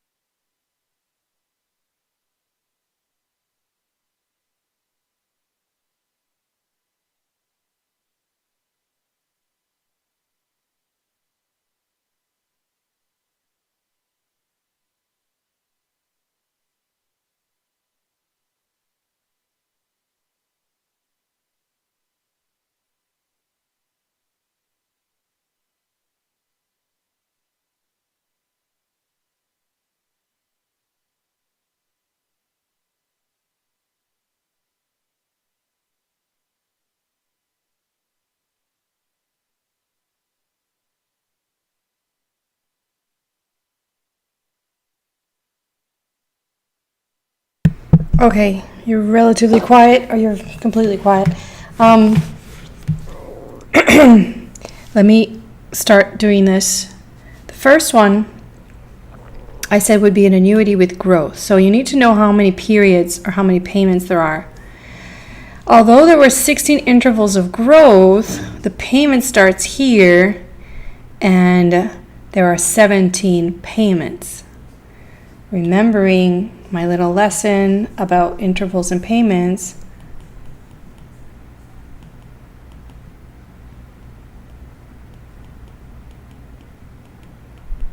okay, so intervals is 16, but payments in between, you have to add that 1. You could count them out if you want to convince yourself, but that's how you do it. So you can look back at the original set of notes where I discussed that.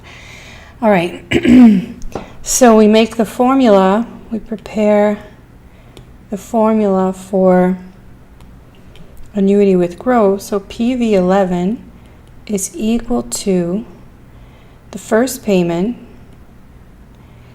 divided by the growth, right? So so it's going to be the quarterly rate, which I didn't calculate yet, but I'll just write it like this. The quarterly rate minus 0.025, if you remember the formula.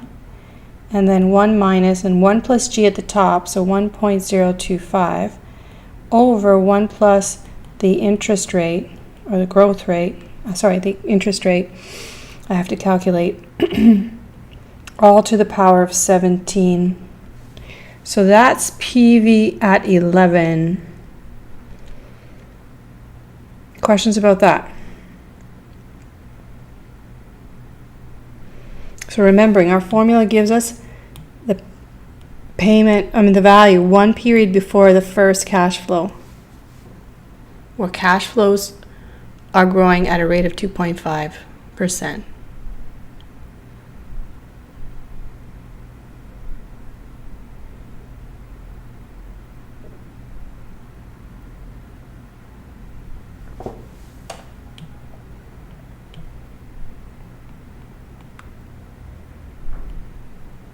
So I'm doing this all here, 11 quarters.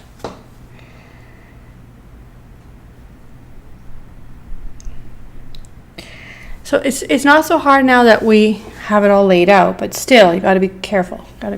Okay, so then the next piece, I'm going to write it out, is going to be PV, put it in black, PV 28, I said, and it's going to be the perpetuity where the first cash flow is this one and it grows at 2%.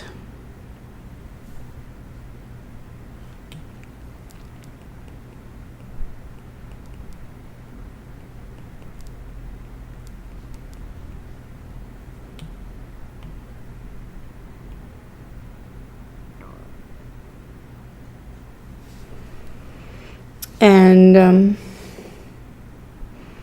perpetuity growing, I is that minus g, which is going to be 2. And then what I have to do is discount them both.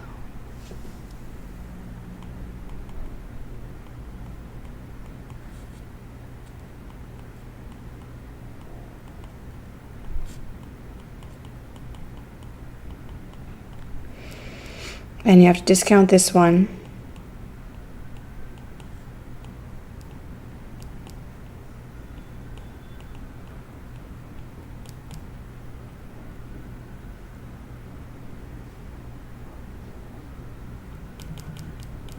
And then add them together.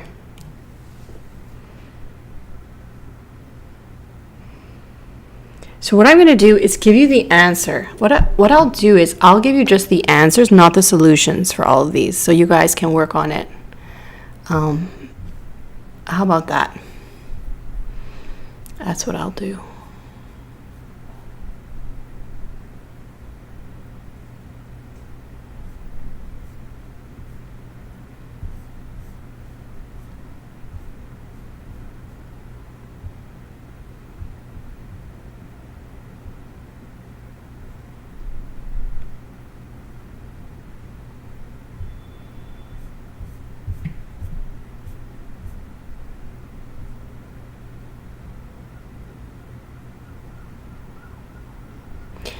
final answer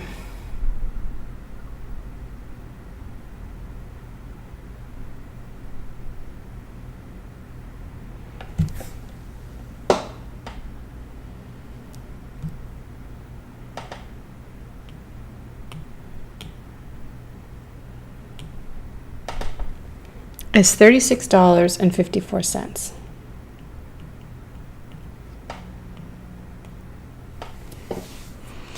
When all is said and done. So we'll see if you can get that. So what I'll do is I will send the solution, just the answers, not the solutions, and then next week I'll send you the solutions so you guys can practice, okay? So this will be the last week of review for this material, and next week we're going to start the new module. And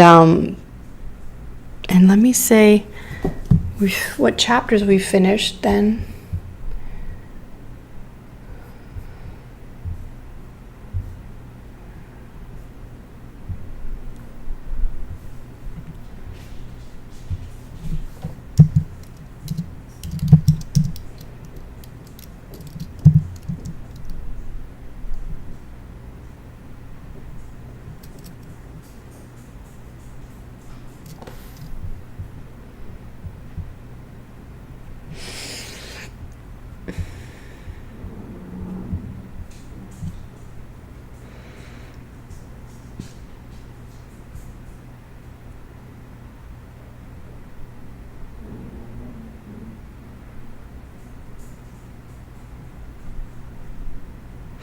So we've completed chapters 1 through 4, and I recommend you read the text. I'm going to start chapters 5 and 6 next week. And yeah, we should get into 7 and 8 as well. Okay, so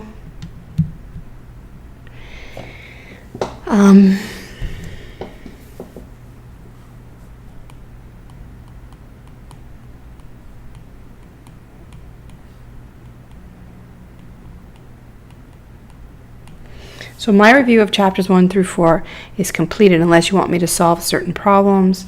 But I think you have enough material to self-study all of this. If you need me to meet you online or privately for office hours, I can do that. Just let me know when. So next week we're going to start chapters 5 and 6.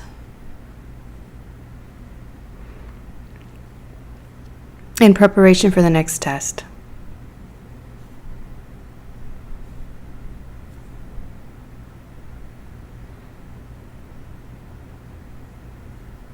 Any questions? I'm going to say bye for now. Have a great weekend. And we will be in touch, okay? Keep me posted on your progress. If you're still stuck with the interest rate conversions, please let me know, and we can work on that together. You should have your grades by Monday. If people are asking, you'll see your grades will be posted. And otherwise, I'll stay on. You guys can get going. And if anybody has any questions, I'm here. I'll stick around for 3 more minutes.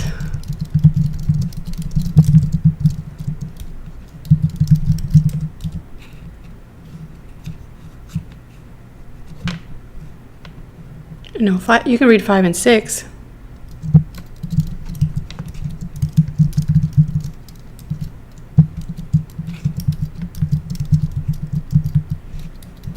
You can read chapters 5 and 6 for next Friday. But you have all these problems to solve, so I'm not going to demand so much. Work on all these problems first. Once you've done that, you can read chapters 5 and 6.